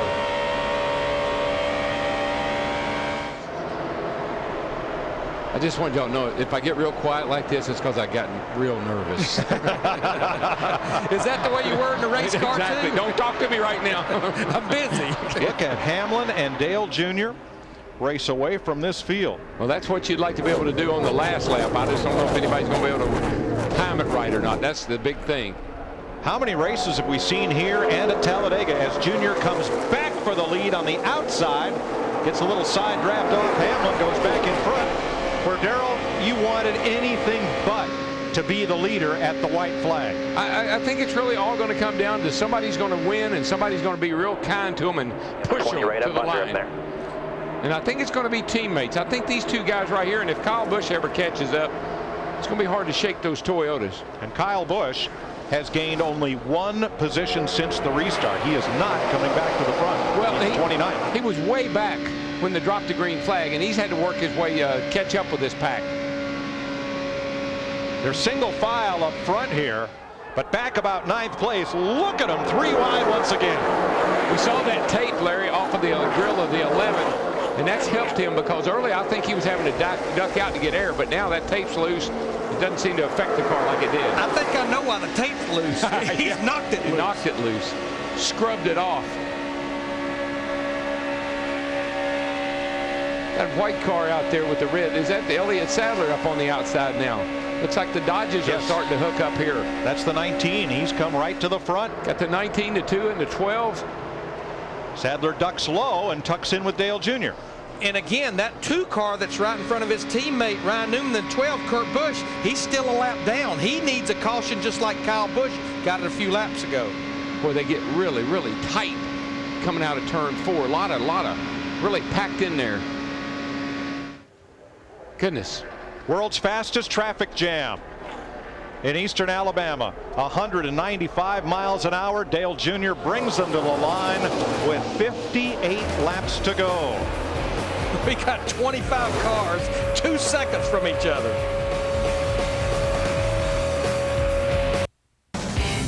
NASCAR Sprint Cup Racing on Fox is sponsored by Chevy, the most wins in NASCAR history. That's an American revolution. Elliott Sadler just became the 19th driver or 14th driver to lead this race today. If you've got a NASCAR question, anytime, anything you want to know, we've got the answer for you. You can go to all of our experts at Ask the Pros, built by the Home Depot on foxsports.com. They're open 24/7 to answer your questions. You know, Mike, Larry, the 24 was up there for a moment. Right now, he's drifted all the way back to the 13th spot. Looks like he and even the 48 are having a hard time keeping up. Junior's car seems to be able to run up there with the Toyotas. Jeff Gordon's and Jimmy Johnson's, I'm not sure that they can or if they're trying to right now. Yeah, we were not surprised to see them back there early in the race, but we're getting now to 50 laps to go. We know we still have another pit stop, so yeah, they are definitely drifting out of the picture a little bit. Right now, Elliott Sadler, who led about 2 laps ago, getting a push from Denny Hamlin in 11. Right now, they're about the 5th, 6th position. It's like they hit the turbo. Look at those 2 cars. Just go around everybody. Hit the turbo boost button. Now, Sadler got up and got the lead much the same way. Let's show you how he lost it just a bit ago without any help. Junior right up alongside, or right up to his bumper. Travis Quapple in the picture in the 28. Oh, man, Junior. 11 car dropped right down in front of the 88, and 88 hooked him. Woo! They're not playing nice now. No, they're not. I tell you, Junior was, I don't think he appreciated Hamlin cutting him off that way, and he got into him. And just remember, as we've well documented, that's all happening at around 200 miles per hour. Denny Hamlin has probably been the most aggressive driver out there today. And Darrell, the concern has to be, at least from the booth, they have gotten away with so much for so long of aggressively driving these cars and shoving each other into the corner. How much is too much? Well, when you start to put a little aggression, a little anger, you get a little upset with a guy, you start adding that into the mix, that's when you get trouble. Tony Stewart and the rest of the field have given these two a little bit of breathing room. Now they're getting lined up. You see the push that 20 car is getting right now. Great run for David Gilliland in that 38 car. He had to start at the rear of the field. He's right behind Tony Stewart, the orange car. But Hamlin down there on the inside, he is exactly right. He can't stay up in the front. He gets there, he pushes people there, but he can't stay there on his own. Gilliland in the 38, his teammate Travis Quapple in the 28. The two Yates Fords working together, Jeff. The one thing I'm noticing right now, guys, the last 2 times that Dale Earnhardt Jr. has had to pass that 11 car, he starts working him to the outside with the right rear quarter panel. Working. In the last second, it's almost like he gets him a little loose, and then he slides by on that right-hand side, and both times that pass has worked on the 11 car. I wish you would look at this right here. I mean, we're 3 wide, we're 4 wide. If there was enough room, they'd be 5 wide right now. Yeah, there's a sign down that says 2 wide, I think. 2 wide, as in T-O-O. Yeah, T-O-O. Jeff Gordon was the car that made it 4 wide, and you see him alone in what is now the 4th lane and backing up. And on point. Now that's Scott Riggs in the 66 car right now. He, like Kurt Busch, he's 1 lap down, hoping to get a caution flag, and he'd get it the hard way. Right now, it looks like that David Stremme in the 40 car, substituting for Franchitti, he's actually a lap down, so he's up there trying to fight for this. David Stremme actually led that lap. My fault, Larry. I thought Stremme was a lap down. He is in the number 40 this week because yesterday Dario Franchitti got a late hit on a caution after Franchitti had cut a tire and spun down to the apron, broke his ankle, not in the race. So Stremme behind the wheel, and my mistake, I thought he was lap down, but he's right up there. And remember, he's very comfortable in that car, Mike, because that's his old car. He drove that car last year. The crew chief on that car was his crew chief from last year. Steve Lane. So he's very comfortable driving that car. Had a great run yesterday, finished 2nd in the Nationwide Series race. Jeff Burton almost got turned around. It was David Rudiman was right up behind Burton, and you could see the whole right side of his car going into the tri-oval. I'm just not feeling real good about this, y'all. Watch the 31, bottom left of the replay screen, and Rudiman gives him a rub at the wrong time. That is a fast place of the racetrack, and we think about it as a front stretch, but you're turning quite a bit there. Not a lot of banking. Less than 18 degrees. Running through there at a couple 100 miles an hour. Burton shook it off. Here he comes back, fighting on the outside, trying to get toward the front. Listen to those engines, Larry. Just singing, man, at 8,500. And they never change. And the pitch never changes.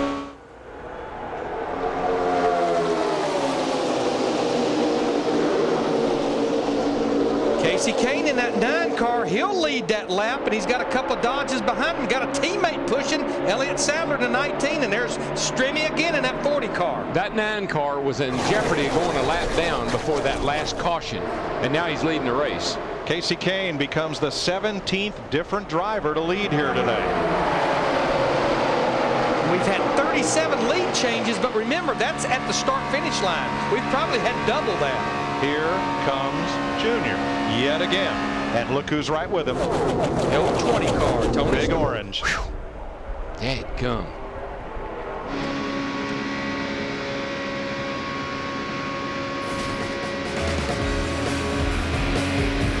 "47 laps to go in Talladega."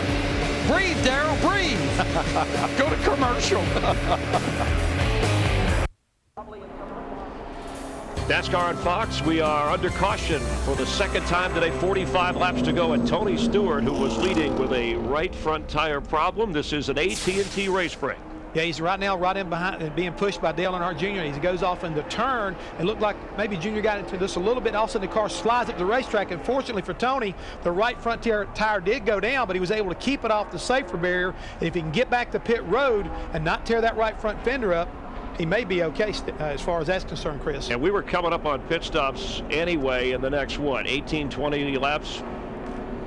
You see right there, Patrick Carpentier also gets in the outside wall in that 10 car, but you're talking about being lucky.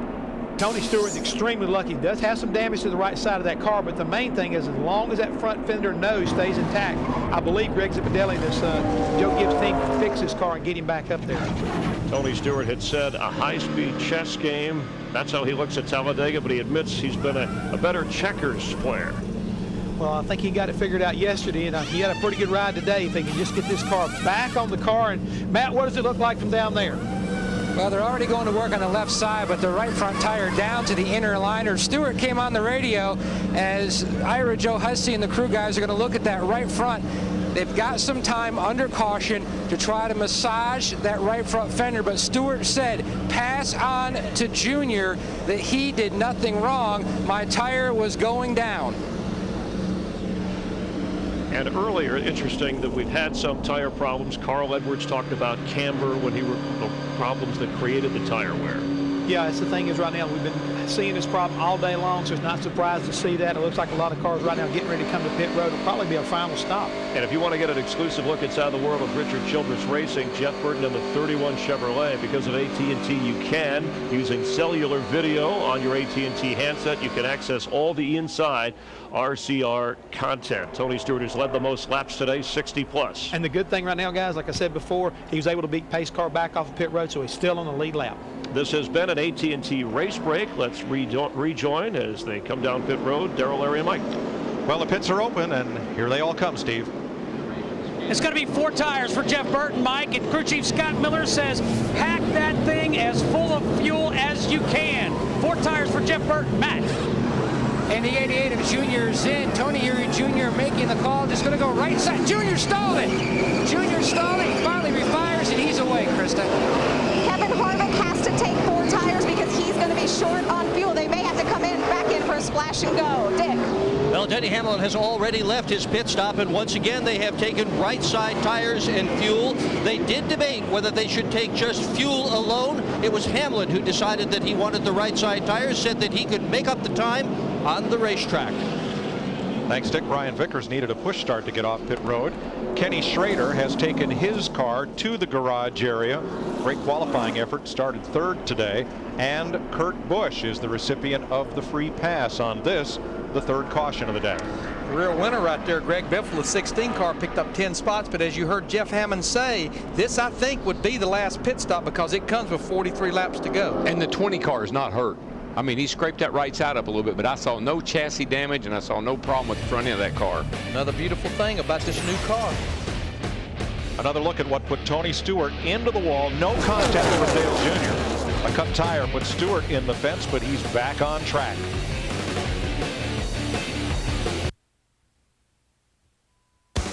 NASCAR Sprint Cup Racing on Fox is delivered by UPS, the official express delivery company of NASCAR.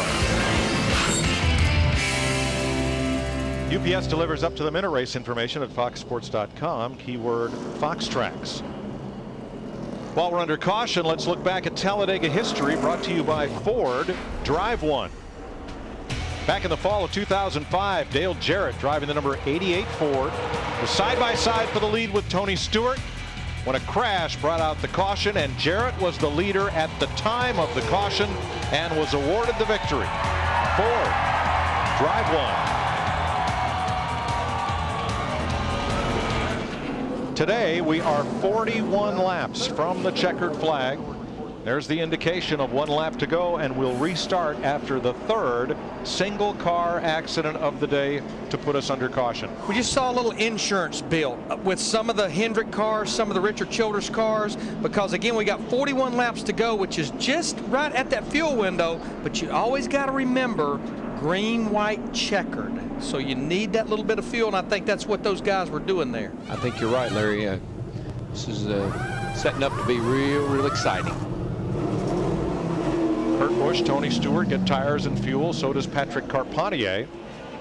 The only cars out of the race, Ken Schrader, Carl Edwards, and Reed Sorensen. I think that 20 car will be faster, to tell you the truth. He snared her up a little bit. 18 different leaders, 42 lead changes, 11 of them being Dale Earnhardt Jr.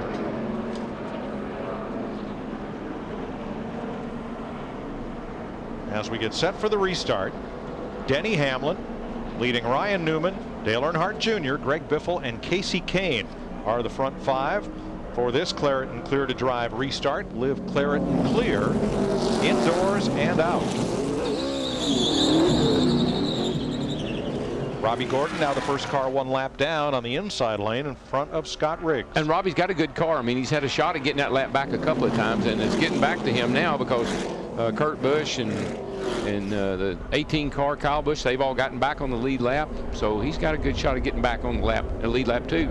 Strong drive for Brian Vickers in 6th, the past winner here. David Stremme in 7th, David Rudiman in 8th, Mark Truex and Paul Menard, teammates 9th and 10th. Green flag, 40 to go.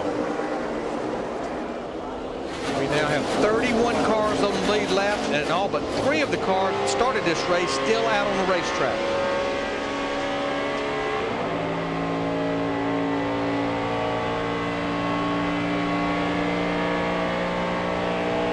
It'll take Hamlin until the exit of turn 4 to come all the way up to full speed.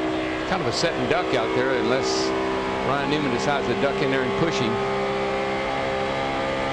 Got a big jump off that restart, but here comes the rest of the pack. Dale Earnhardt Jr. getting a push from Greg Biffle. We saw right before we went to commercial how much they gained on pit road. They gained 10 spots with that 16 car. Well, 11 cars out front now, Larry. Let's just see if he can stay there or not, because that seems to be, that car doesn't seem to want to lead, but it sure does push people to the front. He's not even going to lead this lap. It doesn't look like Dale Earnhardt Jr. with the push from Biffle. He'll lead that lap. 2 of the Gibbs Toyotas with trouble, mired back at 15th as Kyle Busch trying to scratch and claw his way back to the front. And what about the damage to Tony Stewart from bouncing off the wall? Here's Matt. 39 laps to go. Greg Zipadelli, damage-wise, how does your car stand? I think it's okay. I mean, the right side has got a little damage, right front fender, but I hope everything's okay. This Home Depot Toyota was pretty strong all weekend. Now, it's time to go racing. Hopefully we can get with a couple good cars and get to find a way back to the front. Everybody's going to get all spread out now. It's going to be real tough to get back up there, but we got the man to do it if we can. Right before the restart, Mike, Stewart said, I've got some kind of vibration. Something doesn't feel right. He hit pit road. He had a flat left rear tire. Stewart was 30th last time by. His teammate Denny Hamlin up front. I'm going to tell you what happened that time. Dale Earnhardt Jr. led lap 149. That was lap 50. How does the draft work? He crossed the line in 19th, lost 19 spots. He got kicked to the high side going off into turn 3. Ever watch that movie Jaws? You know that music in there? Yes. Dun-dun, dun-dun. Yeah. We had a driver nicknamed Jaws once upon a time. Oh, yeah. He used them, too. Cale Yarborough hung that nickname on DW. Yeah, my old buddy. Short man. You know, Mike, you were mentioning in qualifying the other day, Talladega is known for first-time winners, and right now, even though we've got 38 laps to go, I'm seeing guys looking for their first win up there in the top 10. You got Menard, you got Gilliland, you got Reagan, you got David Stremme, you got David Rudeman. A lot of guys hungry for that first win up there. And I'm telling you, as I watch these cars, I could see somebody that's never won a race win today. Because, man, if you got the right shove at the end and you go the right way, you could win this race as easy as anybody. Of the 9 who scored their first victory at Talladega, for all but 2 of those drivers, it was their only victory. Davey Allison and Ken Schrader went on to more wins, but look at this list of Talladega winners. And you gotta be excited about this car. Remember the race here last fall when all they did was they kind of rode around all day at the top of the track? We have not had anybody riding around today. You can't call this riding around. Oops, somebody's on the 8. Scott Riggs in the 66 car. I talked at the top of the show. That's out of bounds. As long as you don't gain positions, and he's going to lose a lot. And remember, Scott is a lap down trying to fight to stay up there to be the first car lap He had down. to get, I think he must have gotten forced down there by the way that looked. I think he went down to keep him running over somebody. They were 5 wide at that point, Darrell. It's just unbelievable. Unbelievable. And we're looking at Michael Waltrip right now. I don't think we can say enough about the race that cat has had in that 15 car. He has been up at the front of the pack, Paul Menard, all day long. Really run a smart race.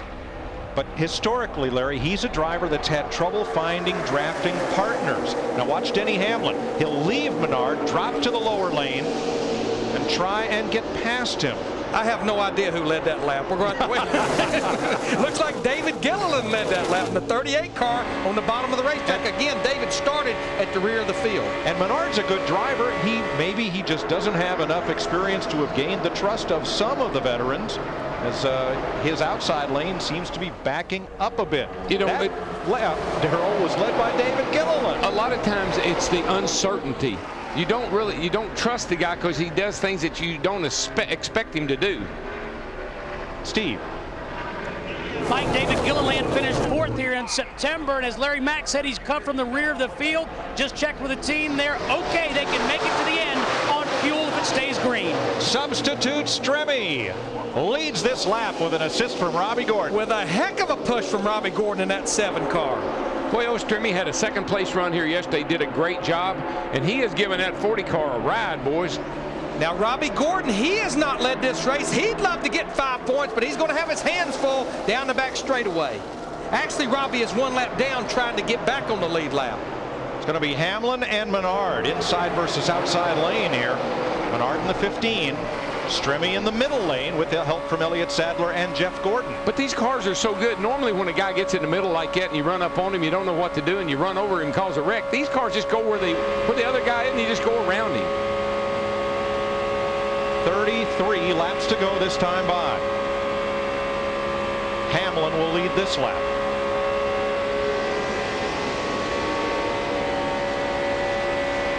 Four wide again off into the corner. Darrell, Hamlin is starting to flirt with the high line just a little bit. The same thing we saw him do a year ago.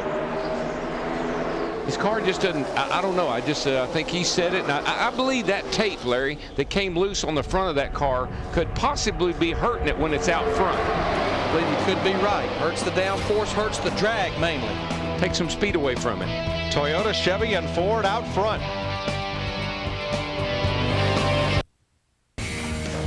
NASCAR Sprint Cup Racing on Fox is sponsored by Wrigley's Chew Juicy Fruit, proud sponsor of Juan Pablo Montoya. By the Home Depot, NASCAR's home improvement warehouse. By Pepsi Stuff, drink Pepsi, collect points, get stuff. And by non-drowsy Claritin allergy products. Denny Hamlin still the leader. Go to PepsiRacing.com and get a free song download from Pepsi Stuff. See the website for details. Well, Hamlin may be the leader. They may be single file for about 12 cars behind him, but then, oh my goodness, they came through the tri-oval 4 wide, and they're still 4 and 5 wide. Yeah, that's a pack right there. They are pack racing. It looks like the 10 out in California. About the I-10. About 5 o'clock in the afternoon. Just 3 times as fast. Oh, trouble! Here we go. Menard straightaway Menard. Stay down, stay down, stay down, stay down. Lock it down. He does. Man, 42 turns. Wow. Everybody gets by. Caution will fly. Get it fired up. Get it fired up. Larry, a couple teams will be glad to see that caution. Yes, they will. Very easy on those tires getting back around here. Very easy. Anybody who might have been a little iffy on fuel or wondering? I think everyone that was iffy, Mike, I think they came and topped off with one to go, so I think we're okay. Paul Menard spun. Spotter said it was off the front bumper of Juan Montoya. Whoa. There's the contact.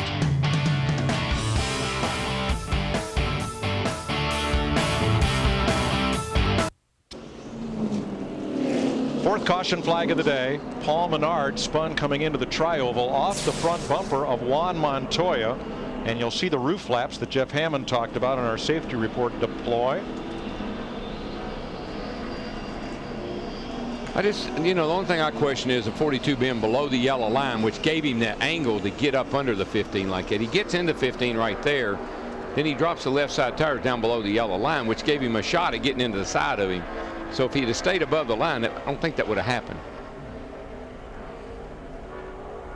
Show it to you from Fox 3D, which had a better angle on it than our camera did.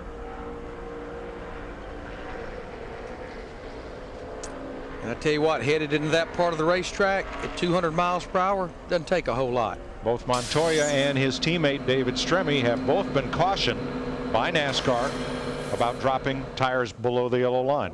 A little late, I might add, but it's a great, I'm glad they saw that. Robbie Gordon will get the free pass. Next Saturday night, we're in Richmond under the lights.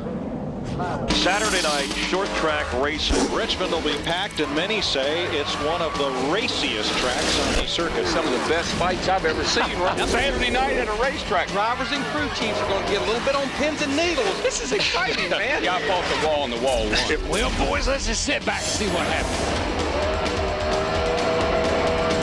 Coverage begins 7 p.m. Eastern right here on Fox. Under the lights in the capital of the South, Richmond, Virginia. And you know what makes it a fun race, and qualifying included, is it's an impound race. Yep, just like here. Just like here this week. So knockout qualifying will be just as exciting as it was here. Denny Hamlin may well be the car to beat here in Talladega. It'll be 25 laps to go when they get the green flag. We listened in to Hamlin and his team. Coming back to 27 to go. The next Toyota is the 18. He's back in the 8th spot. He's been creeping his way back up. Those Dodges look like they're going to form up like they did at Daytona. 10-4, I'll do the best I can. Hamlin's Toyota leads from David Reagan's Ford, and then the Dodges, Stremme, Montoya, and Ryan Newman. The Chevy, the Hendrick Chevy teammates, Jeff Gordon and Dale Jr. Then Kyle Busch, who's fought his way back up to 8th. Casey Kane 9th, Jamie McMurray 10th. Tony Stewart apparently had more damage than was apparent because he's climbed no higher than 28th in that last run. And you just think about it, Chevrolet has won 17 of the last 18 races at this place. The one time they didn't win, talked about it a while ago, Dale Jarrett, October of 2005. Ready to go green. It's a Claret and Clear to Drive restart. Get Claret and Clear, get back to feeling like yourself again. I figured it out. What's that? Denny Hamlin was complaining about his foot going to sleep. He hadn't been holding it wide open, and now he's going to. He had his little caution period here, got that foot loosened up. He's going to hold it wide open now.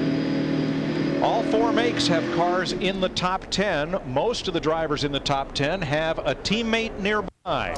Let's see what happens as we get the green with 25 laps to go. I think as we look at this, there's guys that we've seen kind of come and go, but been near the front all day. And that guy running second right now is one of those people. That 6 car has been fast all day long, and he's been near the front all day long. His closest teammate, however, Darrell, is Jamie McMurray back in 10th place. David Reagan from Georgia, whose father, Ken Reagan, ran a bunch of Cup races here through the mid-1980s.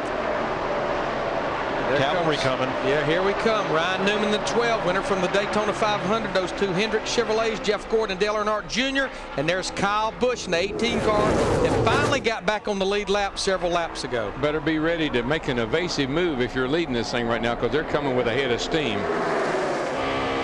Reagan tried to block them, and they just drove right by him.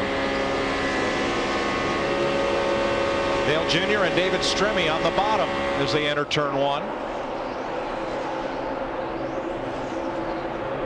Newman latched onto the 11 of Hamlin. About that 12 car, Larry. I mean, he was a sleeper at Daytona. Oh, got a piece of debris off the like one of the Red Bull cars. Looks like the tail panel, the part beneath the rear wing. 5th caution of the day. Let's see how that taillight panel came off of Brian Vicker's car. Wow. Got a little help maybe from that 19 car, Elliott Sadler. Goodness. Could you define help for us while we're in commercial? I bet if you look at the front of Elliott Sadler's car, you'll see the evidence. Okay. Caution is out again. Scott Riggs gets the free pass. NASCAR Sprint Cup Racing on Fox is sponsored by State Farm, where great coverage meets great rates. Like a good neighbor, State Farm is there. By Toyota, moving forward. By Subway, where Tony Stewart goes to fuel up. Subway, race hard, eat fresh. And by Mobil 1, the world's leading synthetic motor oil. Put some NASCAR in your car with the One. Mobil 1.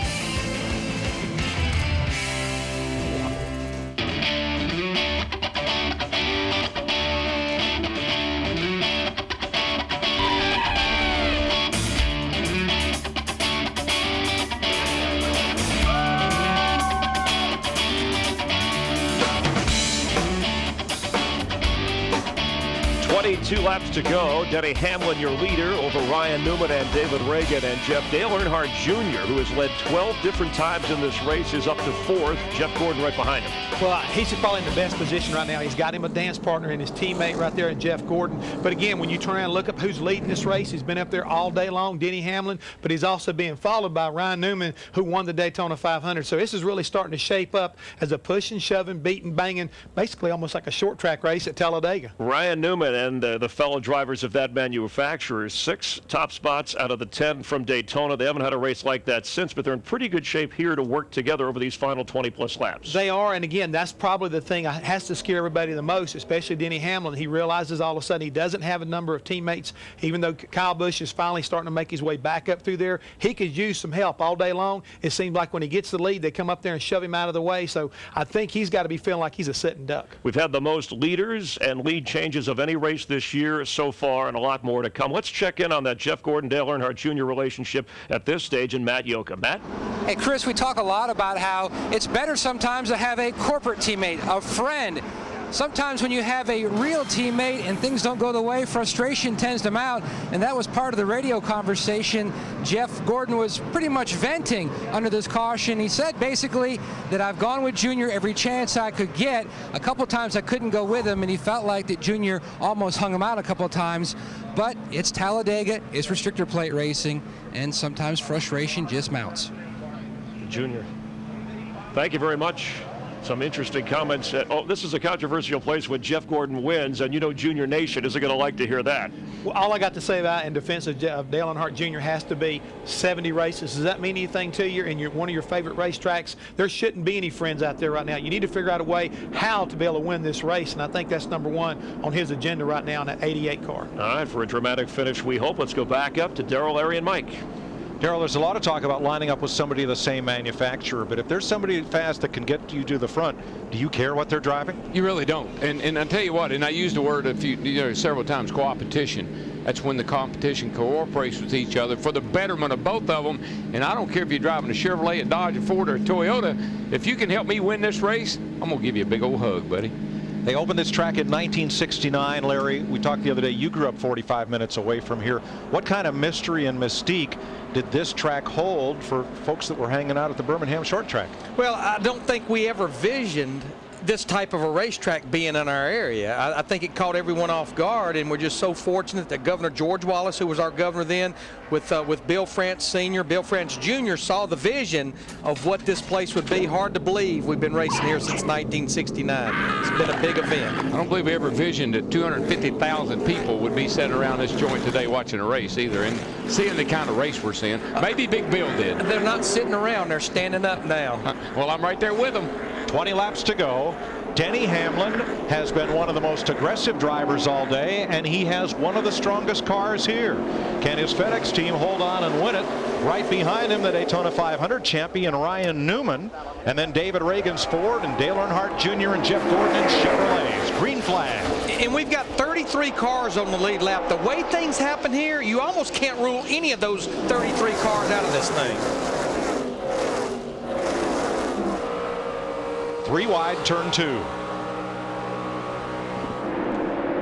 Stremme in the 40, giving Jeff Gordon a good push. Well, you get the good run on the high side, especially on a restart, trying to get that thing wound up. And that's just what Jeff Gordon was looking for. And, you know, Jeff's been kind of laying in the weeds, I think. So we'll see. Jeff Gordon, there comes Kyle Busch. He's finally back in the picture. And we just saw, Darrell, why you don't want to lead here. Denny Hamlin got a little too far out in front of those cars, and he paid the price. He was a sitting duck. He needs somebody to get behind him and be his afterburner, like he's done to other people a couple of times. Well, that somebody could be the 9 of Casey Kane, coming right up there with Hamlin. Could very well be. That outside with 2 cars really moves. Boy, Junior just forced his way right in there, and he said, I'll help you. And he's getting a push from Kurt Busch in the 2-car. Kurt spent most of this race down a lap here. He's fighting his way into the top 10. Well, when you're down a lap and you get it back, you got to have a pretty good race car. Goes Montoya. They just took him, shook him out, put him 3 wide. Ooh, he almost got into Junior. That yellow car. No, he did get into Junior. Ryan Newman, who won the first ever victory for Roger Penske's team at a restrictor plate track after years of trying in February. He's the leader. And David Stremme right there in 3rd place. What an incredible job he has done today. And another David right behind him, Reagan. These 2 guys, young guys, have done a great job today. Yeoman's job. Now we're riding with McMurray in that 26 car on the high side, getting a push from Montoya in the 42 car. But it looks like right now that inside line is really moving. And where is Denny Hamlin? He's dropped to 12th. It doesn't take long at this place. Look at the move that Kyle Busch made in that 18 car. It's not going to work. He saved it. And McMurray saved it. Unbelievable. You cannot do that. Remember, oh my God, 200 miles an hour that was happening. It's got to be the wing. Every time I see that, now I say you can't do that. It's got to be that big old wing back there. Straightens the car right out. It's incredible. I can't believe both those drivers saved it. That's a big wreck any other time we've been here. In front of the whole field. And even with a damaged car, Tony Stewart has caught this lead pack. He may still be a factor before this one's over. You got to see this. This is a wreck, okay? Right in the middle of the screen, the 26 McMurray.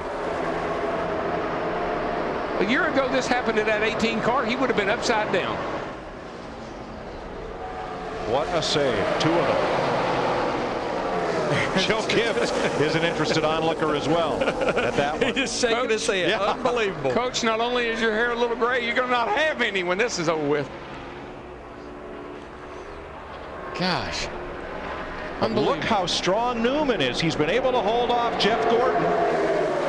Wonder if Gordon is waiting. If he waits too long, Kyle Busch is going to come steaming up the outside and steal the lead from both of them. You know what Gordon's like, right? He's like Clint Eastwood.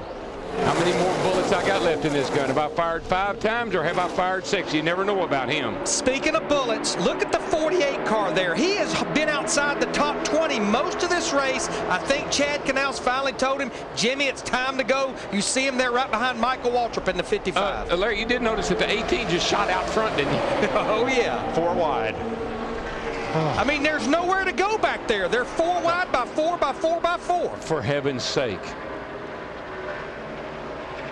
Where's that 20 car at? Right there on the bottom. He has fought his way back. I didn't think that car was hurt. 15 laps to go. Quapple to the outside of the 28. No help. Look at this. just want you to realize something, guys. They're doing 190 miles an hour. The top 31 cars Trouble. a second from each other. Oh, there we go. Here we go. Here we go. Big one. Was Bobby Labonte getting turned. Kyle Busch, Tony Stewart, the one, Martin Truex in it, and Jamie McMurray knocked down to the inside wall. Yeah, but I can finish, I think. So let's come in. We were lucky we didn't have more cars that were involved in that.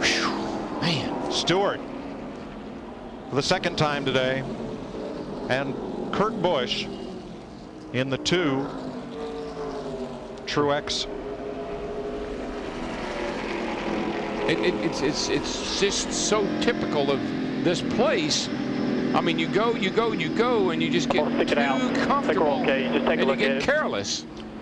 Now, I think the first car I saw sideways was Bobby Labonte, but I believe there had to be contact. Somebody straight. And there's the back of Junior's car. 88's got trouble, but it doesn't look bad. That looks bad. Yeah. All right, now watch 43 on the right of your screen, Labonte. Let's see if that's where this starts. There's Stewart on the end, going in there. They're starting to bang into each other.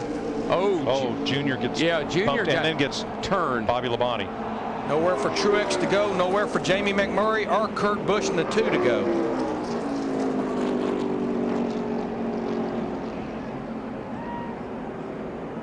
It just gets too crowded right in here. I mean, you do 4 or 5 cars bouncing around there. Stewart's trying to, I think he was trying to force his way in between the 43 and the 88, and it just wasn't enough room.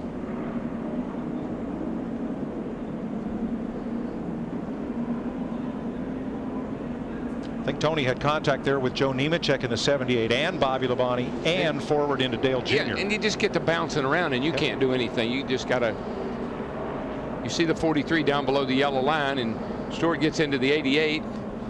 The damage from on Dale Earnhardt Jr. came from Bobby Labonte's 43 car. Boy, Jeff Burton made a great save, trying to hang on to the point lead here. Hard on the brakes and then drove through the middle of it. That's one outside there. From Dale Jr. 2 inside there. That's 2 inside there. Keep digging, man. That's 20. You got into your bumper there. Big wreck behind you. And let's one watch. Outside there. That's not your fault. Let's watch from Denny Hamlin. Watch Jeff Burton in that 31.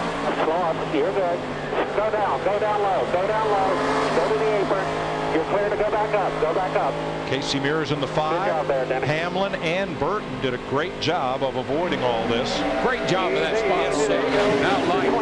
Coming up. This is Jamie Mack. All right, clear low. You had the spun there. You got it right in the middle of it. Had nowhere to go. Did you hit anything? All right, Digger's turn. I don't think Digger's going to like this. Oh, gosh, poor old Digger. He's been there all day, just been watching the race. But Darrell, you're right as far as Curtis Markham, Denny Hamlin's spotter. His voice never changed pitches. Just talked him right through. Talked him right to it. Great job.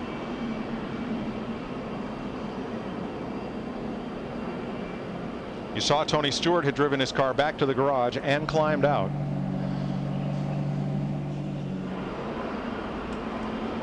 Stewart came in here 7th in points.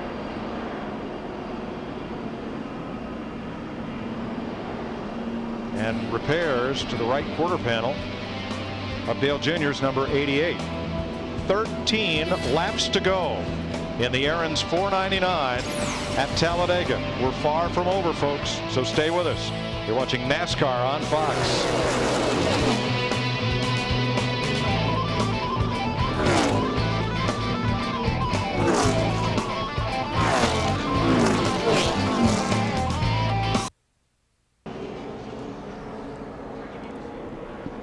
Cleaning up the 6th caution of the day, a 5-car crash down in turn number 1. And we hope to go green here in just about half a lap of caution. Kyle Busch out front of one, Pablo Montoya and Ryan Newman. Let's go to the garage, Matt Yoakum. You can hear they're using the Sawzall on the 20 car, what's left of it. Smoke, walk us through what happened with this incident. I went to the second lane there, and Was there for a short amount of time, and I thought we were all right. And then the closer we got to turn 1, the smaller that hole got. So I was as close to Bobby as I could get right there, and it just, the hole closed up. So that's what happens late in these races. If it was my fault, I'm sorry. By looking at the video, though, I don't feel like I did anything wrong, really. A lot of aggressive driving out there, a lot of complaints on the radio about other people.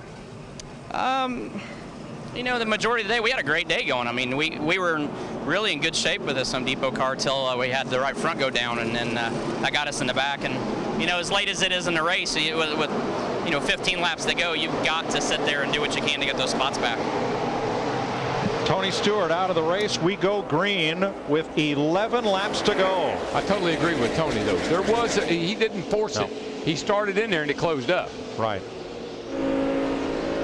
Michael Waltrip took the restart in 6th place. That's David Stremme just ahead.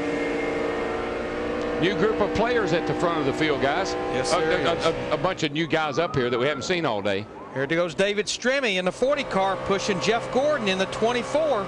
Trying to push him up toward the front. Gordon won last April from the pole, last October from 34th. He has led only 1 lap today. Now just watch that 48 car. Jimmy Johnson jumped to the high side, pulled up behind Michael Waltrip in the 55, getting a push from our pole sitter, Joe Nemechek. And look at Paul Menard in the 15. He was spun out not that many laps ago. He's working his way back to the front. Well, Kyle Busch came from a lap down, and Darrell, you're right. He came back. He leads this race. Yeah, but with just 10 to go. Hold on to your hat. Here comes the 48 and the 55. They're going to do that 2-car thing, go right to the lead. Kyle Busch coming up the racetrack, trying to block. And Montoya, he took a peek to the inside. So Kyle Busch right now trying to figure out which one of those lines is going to move. It's going to be the outside line with Michael Waltrip. Leading here, Darrell. There's no way to be 3 lanes away. Right there. 42 to you. You're going to have to line up and do it again. They got a run on him that time, and Michael couldn't stay there. Jimmy couldn't keep up. Darrell, it's almost like they on the gap, 24-42. They could do a better job when they were further away from him on the side. Yeah, you get a huge side draft. The big sides on these cars are so flat, you just get a huge side draft. Kyle Busch leads this race. Let's go to his pit, Steve. Steve Eddington, you guys went down a lap after you missed the pits on lap 61. How have you gotten back to the front? Well, when the lead pack called us there, we had a strong enough race car to hang there with Tony and Denny, and caught the caution, got us back on the lead lap, and he was really smart and waited and patient to get back to the front. Good luck. Thank you. Boy, I tell you what, Michael and Jimmy Johnson. Michael was down low and Jimmy started on the outside, and Michael drove right up in front of him. Jimmy really cut him a lot of slack, but here they come. Seems like he can just get that huge run off turn 4 with 2 cars. Especially when you've got that much gap to the side of you. They'll be coming 8 to go this time. What will Jeff Gordon do if his teammate Jimmy Johnson moves on past? Will he come up and pick up Johnson? Look at that. No, he stays in the low lane as Johnson pushes Waltrip into the lead. Right to the lead.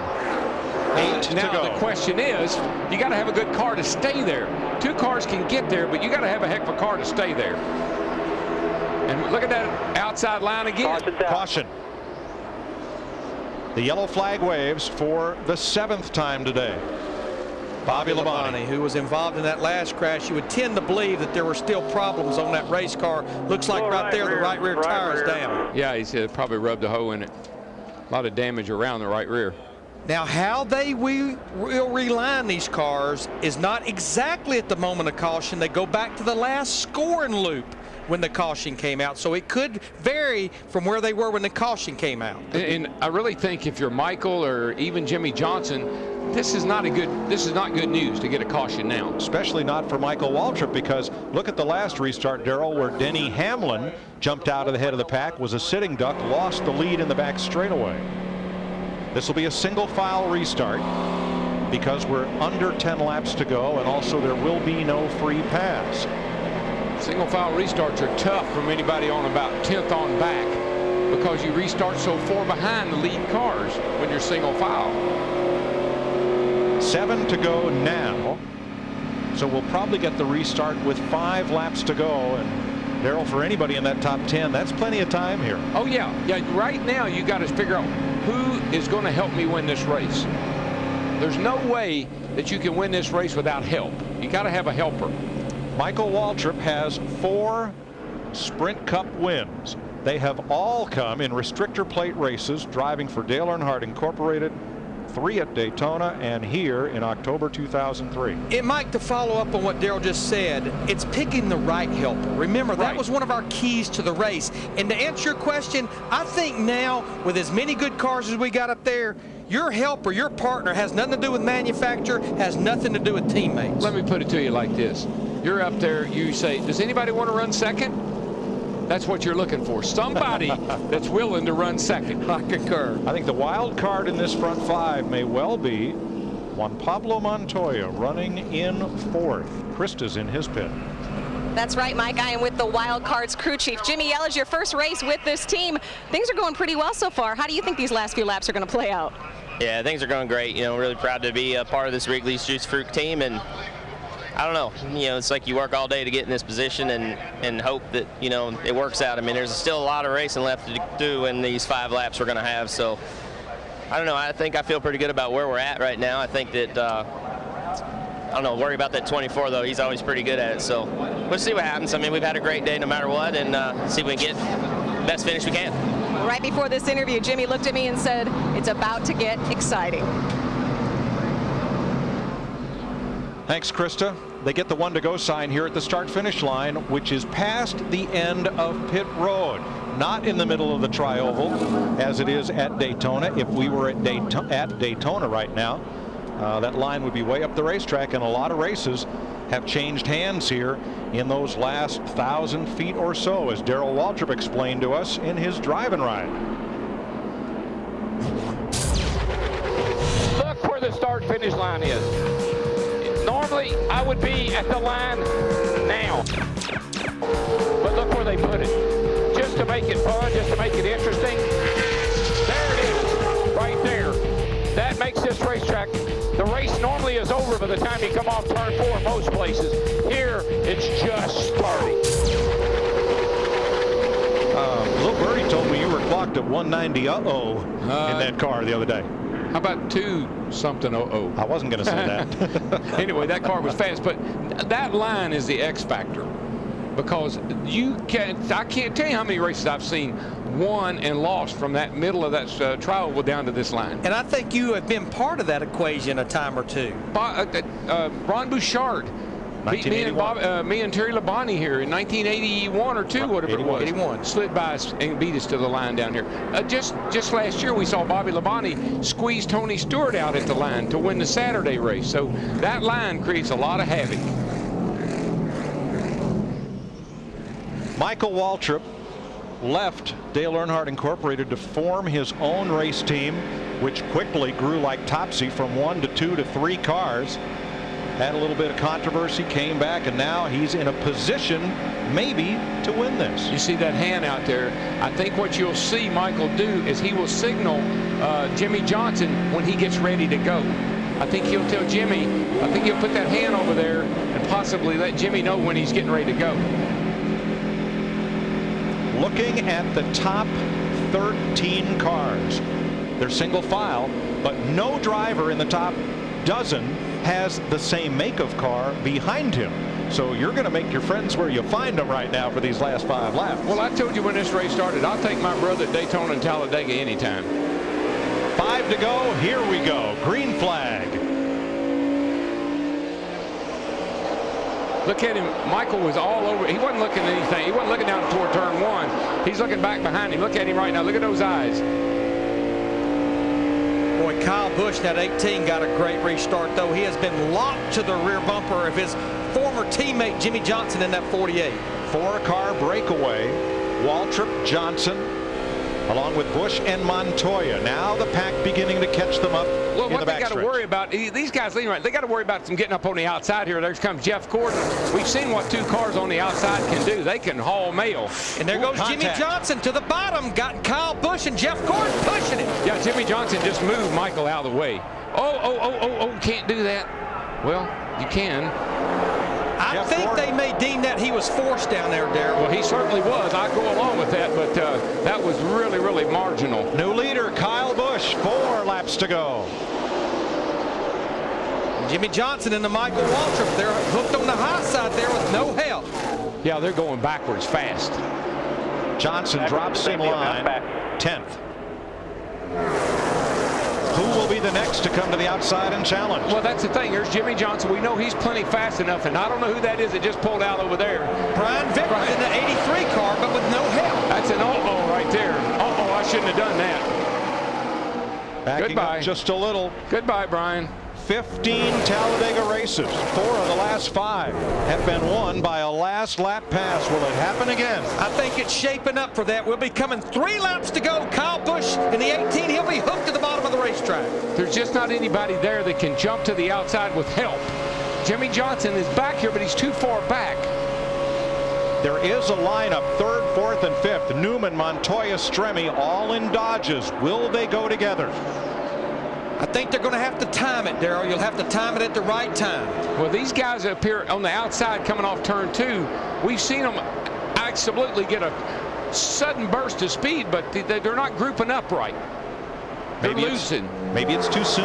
I can't help but think Jeff Gordon all week long said, I don't want to be leading this race at the end. When we come to the white flag, I want to be running second. That's where he's running now. And when we come to 2 to go. I got to believe if Kyle Busch was my teammate last year, I would want to try to beat him this year, since he isn't. 2 laps to go. And Gordon stays right there, pinned to the back bumper of Kyle Busch. Oh, it's going to get, this is just setting up right now. It's going to get wild going down the back into turn 3. Here we go. Boyer looks high. Hamlin just moved Boyer out of the way. Well, Boyer was going to go the outside. He hoped Hamlin would go with him, and he didn't. That's the problem you have. There goes Montoya in the 42 car, and his teammate Stremme's going to go with him. Kyle Busch puts the block on Gordon. Montoya to the bottom. 24, you want the bottom. Bottom is moving. Gordon has Stremme. Is it enough help to get to the front? I tell you, there's anybody's game right now. It's still anybody's race. And look at the top side. Jeff Gordon, Michael Waltrip, Jimmy Johnson, they're fighting back. Gordon lost a bit of momentum and lost his help. Here they come to the line. White flag. 1 lap to go. Kyle and trouble. A spin in the trial of Michael McDowell. Has spun. The white flag is out. No caution. No caution. If he can get out of the racetrack, we shouldn't have a caution. Kyle Busch. Still leading. Oh, trouble. A big one. Much worse. Turn 2. 48. Keep rolling. We still are not cautioned. Caution is out. They got cars out. We got to stop. That's ours. That's it. You can't. The race is over. Because we took the white flag. We're in the white flag lap. The race is over. What a wreck.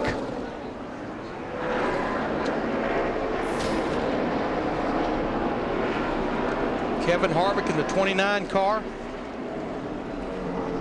Well, I don't really believe in betting a whole lot, but I would have bet you we'd end like this.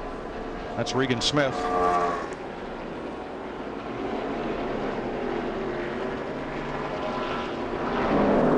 And Kyle Busch. Oh, man, I don't believe it. Thank you, guys. Thank you, Eminem. Thank you, Jeff. Jeff, you are my man. Checkered flag. There you go. Kyle Busch. Rowdy Busch wins at Talladega.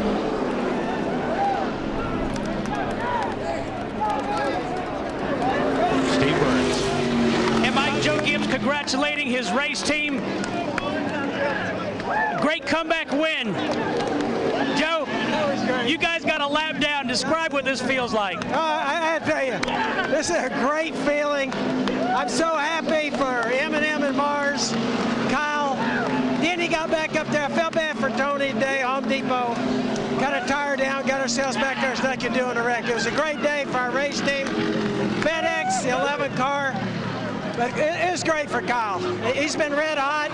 He's super competitive. Today, he had to come all the way from the back, and Lord bless us with a great day. We got a bunch of great guys. They got a great sponsors. We're really proud of them. Congratulations, Joe. And a great Toyota. Back Mike Joy. Thanks, Steve. Michael McDowell spun in the trioval. That, however, did not bring out a caution. He was pretty much trailing the field. A little contact with his teammate David Rudiman and Greg Biffle, and around goes McDowell. Yeah, that wasn't a problem because he was able to get out of the way, or at least we were thinking he was going to. But this down here is where the problem comes. Oh, looked like it. McMurray moved up, but did he have help? I think Junior may have. I don't know if Junior got in the back of McMurray and shot him up the hill or not. And then 40 car. And then everybody. And poor Stremme had a great run all day. Well, all these guys did really, but Nemechek, the pole sitter. Jimmy Johnson was involved, the 48 car. Harvick, Casey Kane, Elliott Sadler.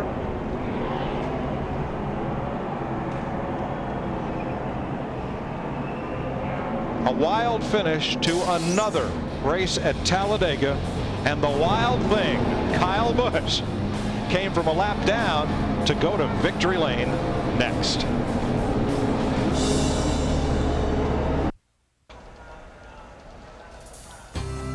Kyle Busch has 7 victories in 2008, 3 in the Nationwide Series, 2 now in Sprint Cup, and 2 in the Craftsman Truck Series. It's his 6th career victory in this series and the 2nd win here for car owner Joe Gibbs. Dick Berggren down there in Gatorade Victory Lane. Yeah, indeed, it's his 2nd Sprint Cup win of the year. Traditional wisdom is you don't want to be leading here at the very tail end of the race. You did it. How'd you win?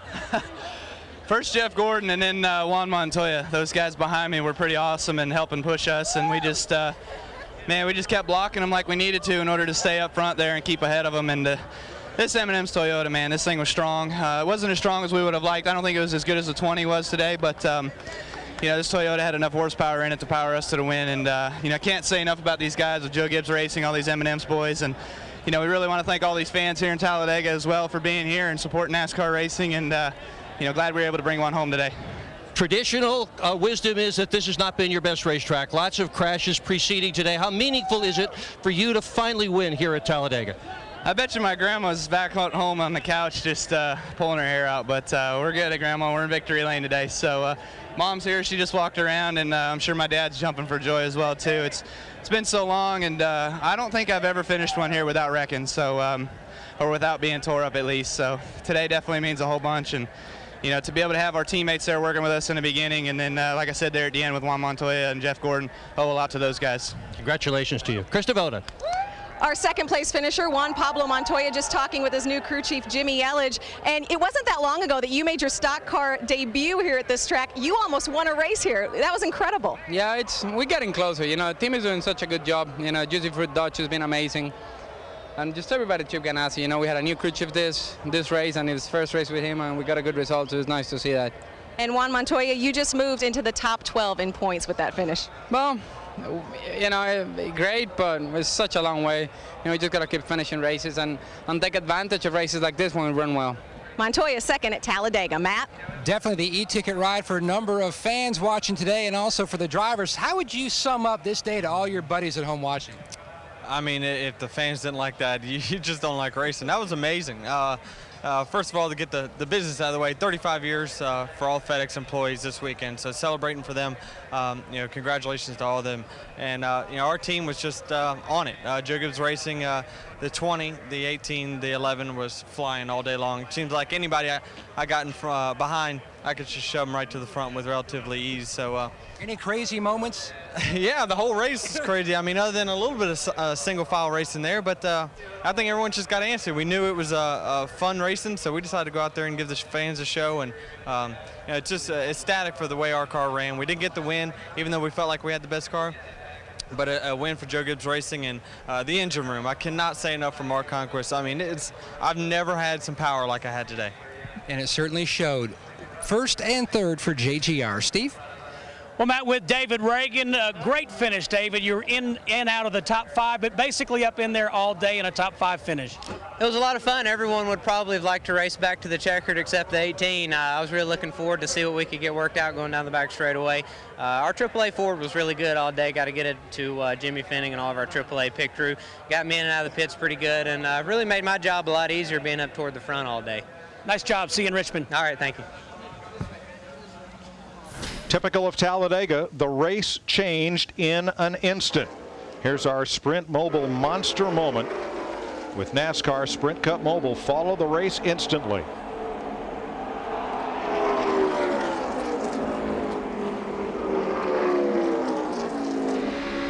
One more look at it.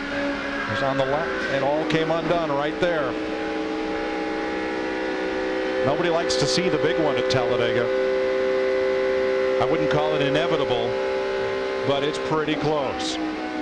None of the top 25 finishers in this race had a teammate right behind them.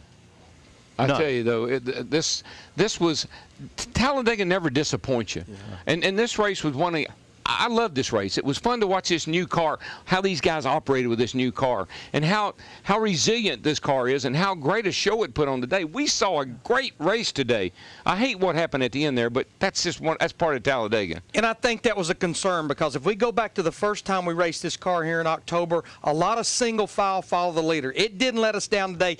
51 lead changes among 20 drivers, and that was at the start-finish line. We talked to David Reagan. Let's give a shout-out to Brian Vickers, who finished 5th. How about Travis Quapple, that finished 6th, and Casey Mears, that finished 7th? Guys that we didn't get to talk a lot about today. And all but unnoticed. On the last restart, Dale Earnhardt Jr. was 28th. He finished 10th. He had a fast car. Yes, he did. That pass for the lead that put Kyle Busch out front. Remember, he came from a lap down after missing his pit. He didn't miss his pit stall. He couldn't make the left turn. There was a car inside him. He couldn't get to his pit. And here he came behind Jimmy Johnson, ahead of Jeff Gordon. Little muscle down to the inside. And off he goes to victory lane. And remember, with less than 10 to go, he was wrecked over turn 3. Just didn't hit nothing. That all changes in an instant at Talladega.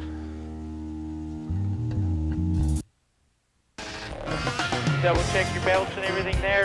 Green flag, green flag. One outside. Taking a run about 10 back. Clear, all clear, all clear, all clear. They're coming outside, all clear.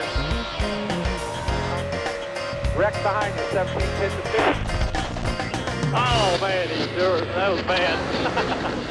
Welcome back live here in Talladega at Kyle Busch, who will celebrate his 23rd birthday later this week with another win for Toyota. You count the Nationwide, the Truck Series. He's already won 7 races this year, part of the support group for his Sprint Cup team. As we go back to some of the key moments, and Kyle Busch with Jamie McMurray here going at 200 miles per hour. Just great save there and determination. Even Joe Gibbs was impressed. This 6-car pile up here. Look at Dale Earnhardt Jr. in the middle of that. Affects everybody from Tony Stewart to Dale Earnhardt Jr., changing the shape of the finish of this race. This definitely changed the complex of this race. But right here on this restart after that, you notice all of a sudden Kyle Busch was able to muscle his way around Jimmy Johnson and then leader Michael Waltrip. But right there at the end of the race, basically everything just kind of like came undone on the final lap. And again, we had another massive crash. We said at the very beginning when Larry Mack put the keys of the race, avoid the big one. Well, that's what Kyle Busch did all day long. In the end, he's the guy who got to go to victory lane. Celebrating, setting a little push there from Montoya, held off Michael Waltrip, Jeff Gordon, and at least 10 cars involved in that last lap wreck. NASCAR still reviewing the tape as Kyle Busch celebrates here at Talladega and thanking the fans for what was an exciting race. We had the most leaders this season, 20, 52 lead changes the most, and these are the official results at least through the top 10. Yeah, we feel real good about the top 10. Again, you see Juan Pablo Montoya, great run for him today in that 42 car. Denny Hamlin fights his way back to 3rd, but you got to look at Brian Vickers and Travis Quapple, great runs by them. And how about Casey Mears? Another Hendrick car out there, finally getting up there and running like you think he should, or finishing like he was supposed to. With Jeff Hammond, Chris Myers from the Hollywood Hotel, and hope you enjoyed it. You know, you talk about great finishes here at Talladega. We're out of breath. I was getting ready to say, did you see DW when they went up there and talked to him? That man and Larry Mack, they're all Mike, they're all wore slam. It was out. as if they were on the chip all day, driving themselves. Exactly. But Kyle Busch, for a young guy, you talk about how well, what a great block on the experienced Jeff Gordon, who was in position to make that move like he wanted to at the end and win again here. A great block, but I still got to go back to that situation between him and Jamie McMurray. What about a great save? You would think these guys were racing at Richmond a week from now, the way they were beating and banging on each other at over 200 miles an hour. Great car control, and thank you once again for this new car, because I don't believe you could have done it with last year's car. If they'd hit each other like that, I think we'd still be wrecking over there. 3 Toyotas in the top 5. Brian Vickers, a great run for Red Bull, and Chris Devoto with Brian Vickers. Well, Brian Vickers has certainly tasted success at this track, a former winner at Talladega, another top 5. Explain your day. It was a long one. You got to make it interesting. You know, obviously the bigger mistake today is when I spun coming off pit road. I came out of the box and the official was standing there and he was kind of a far out. I guess he was trying to check both right sides on the 78, and I started to dodge him, and then the 20 went blowing by on the right side, and when I swerved to miss him, I just spun out. You know, it was really really my bad, but you know, I obviously didn't want to hit the official, but you know, I'm really proud of the Red Bull Toyota guys. Nobody gave up. Nobody panicked. We came back from a bad situation, got a top 5. We had a shot to win. If the caution hadn't come out in the backstretch, I really believe we had a good run going there, and you know, but I'm just really proud of everybody, and I think it's good points today. Andy survives. That's what you have to do at Talladega. Thanks, Krista. So we're 9 races through, Jeff, and still no Jeff Gordon victory, no Dale Earnhardt Jr. Victory, and no Tony Stewart win. Well, the thing is right now, you saw that all 3 of these cars here have got the capability of getting to victory lane. But when it comes to Talladega, you just never know. We talk about all the different variables. It's definitely a high-speed chess game. As we see here right now, the 31 car of Jeff Burton, he looked like he had a pretty good day going, but even as our points leader, he had serious damage done to his car on that final lap as far as the wreck's concerned, but he's still leading the points, and I think that's the key thing, is he survived well enough to hang on to that point lead. Such dramatic changes. In fact, it's just a 13-point lead as we still compile the points and the official results, but Kyle Busch moving up to within 13 points of Jeff Burton and that lead as we will head to Richmond and then Darlington. A couple of Saturday night races ahead. We'll be back here live in just a moment.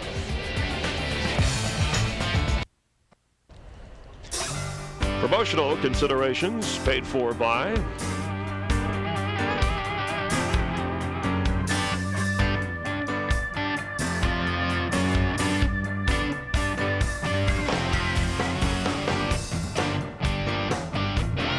NASCAR holding its own draft here in Talladega tonight on Fox. The Simpsons, you'll laugh out loud. Family Guy a little later. And wrapping it up with American Dad before your local news. Well, how about Robbie Gordon? He had a good Daytona 500. Officially, the results as we tabulate, he did finish 11th here. Right. And actually, let's check in with Chris Devoto, who's with Robbie. After running about, what did we decide, 3,000 kilometers over in the Europe Rally, Robbie Gordon rallied back to get to Talladega to do 499 miles and finish 11th. Wow. Good run for us. You know, we do this stuff where we run the Baja 500, and we did Dover, and PJ's driven my car both times in practice, and came back and we finished 11th. That's a good run for us here. We finished 8th with the same car at Daytona and 11th here, so I'm happy. I gotta ask, are you tired? Not really. I actually got too much sleep last night. A buddy of mine picked me up over there. Ernie Moody picked me up, and he brought me back over here to Talladega and came out and hung out with the race with us. And you know, it's we had a good run in the Monster Hummer over there, and to come back here and do this in the Camping World Dodge is cool. From Hungary to Alabama, Robbie Gordon, a great points day. And a guy who likes to race, as does Tony Stewart. And we're coming up on Richmond. That's the last place that Dale Earnhardt Jr. won. Now he's going to hear about the streak of 71 races and 2 years without a victory. He's hanging in there in points. But he's going to a good place again. I'm going to say it and say it and say it till the guy gets to victory lane. There's not a bad racetrack for Dale Earnhardt Jr. It's just a matter of everything kind of lining up for him. He's got the people. He's got the car. He's got the talent. Next week could easily be the week up here at Richmond, because again, we've seen him pull it off before. So, you know, it'll be interesting to see how he kind of handles it this past weekend as he goes forward. But I think Richmond is a great place for him. As we go through the unofficial results beyond the top 10 or 14, still compiling at least. And again, the drivers are okay physically, at least 10 cars involved. Kyle Busch with the victory. And a rough day for Carl Edwards. We said coming in that Roush Fenway Ford, they don't concentrate a lot on the restrictor plate races. 3 wins this year for Carl Edwards, but it was some tire or camber problems that affected his ride. He definitely had a good, strong ride, at least early in the race right there, even though they did have that problem. So again, I'm sure he'll be looking to bounce back next week at Richmond. Richmond is going to be one of those racetracks, at least the way that I'm thinking, back under the lights again, a lot like at Phoenix. These guys will be up on the wheel, beating and banging. It's a fun racetrack for a lot of these drivers. All right, this is the best we can assess given the results, the points at the moment here. Dale Earnhardt Jr., third is retired. Look where Denny Hamlin, each week he's continued to climb up. Harvick, who, by the way, finished 23rd, so his string of continuous running at the end of 53 straight races, the longest active. And Carl Edwards taking a hit, but still staying there in the points. And Jeff Gordon, who was just on the outside, hurting a little bit more. Hurt a little bit more, but Juan Pablo Montoya, he jumps up there into that all-important, 12th position. So again, a lot of people moving up and down this weekend as we get ready to head to that short track race next week. Now, here are the guys you got to kind of start to watch, 31 through 40. The guys from 31st back to 35th, still locked in, but David Stremme, Ken Schrader, J.J. Yaley, Dave Blaney, A.J. Allmendinger still on the outside in that danger zone area. The day started as we look towards Richmond, a place that Tony Stewart has had some success, along with, as you had said, Dale Earnhardt Jr. Jimmy Johnson swept both races last season on his way to his second straight championship. And, of course, Denny Hamlin having some success today, leading 30-plus laps and winding up third. For Jeff Hammond, I'm Chris Myers, our entire crew. Wow, what a wild one here in Talladega. We hope you'll tune in for the next couple of Saturday nights after Saturday baseball. Thanks for being a part of NASCAR on Fox. Love it when it's forward, love it when it's fast, love it when the leaders cross the back is moving past, love it when they're making lots and lots of noise, can't wait to hear the double say. Boogity, boogity, boogity, let's go racing, boys! Let's go racing, boys. NASCAR racing, boys. Now, Bruce, you're the man. This has been a presentation of Fox Sports, home to the World Series, the BCS, the NFC Championship, the Daytona 500, and FoxSports.com, the world's favorite sports site.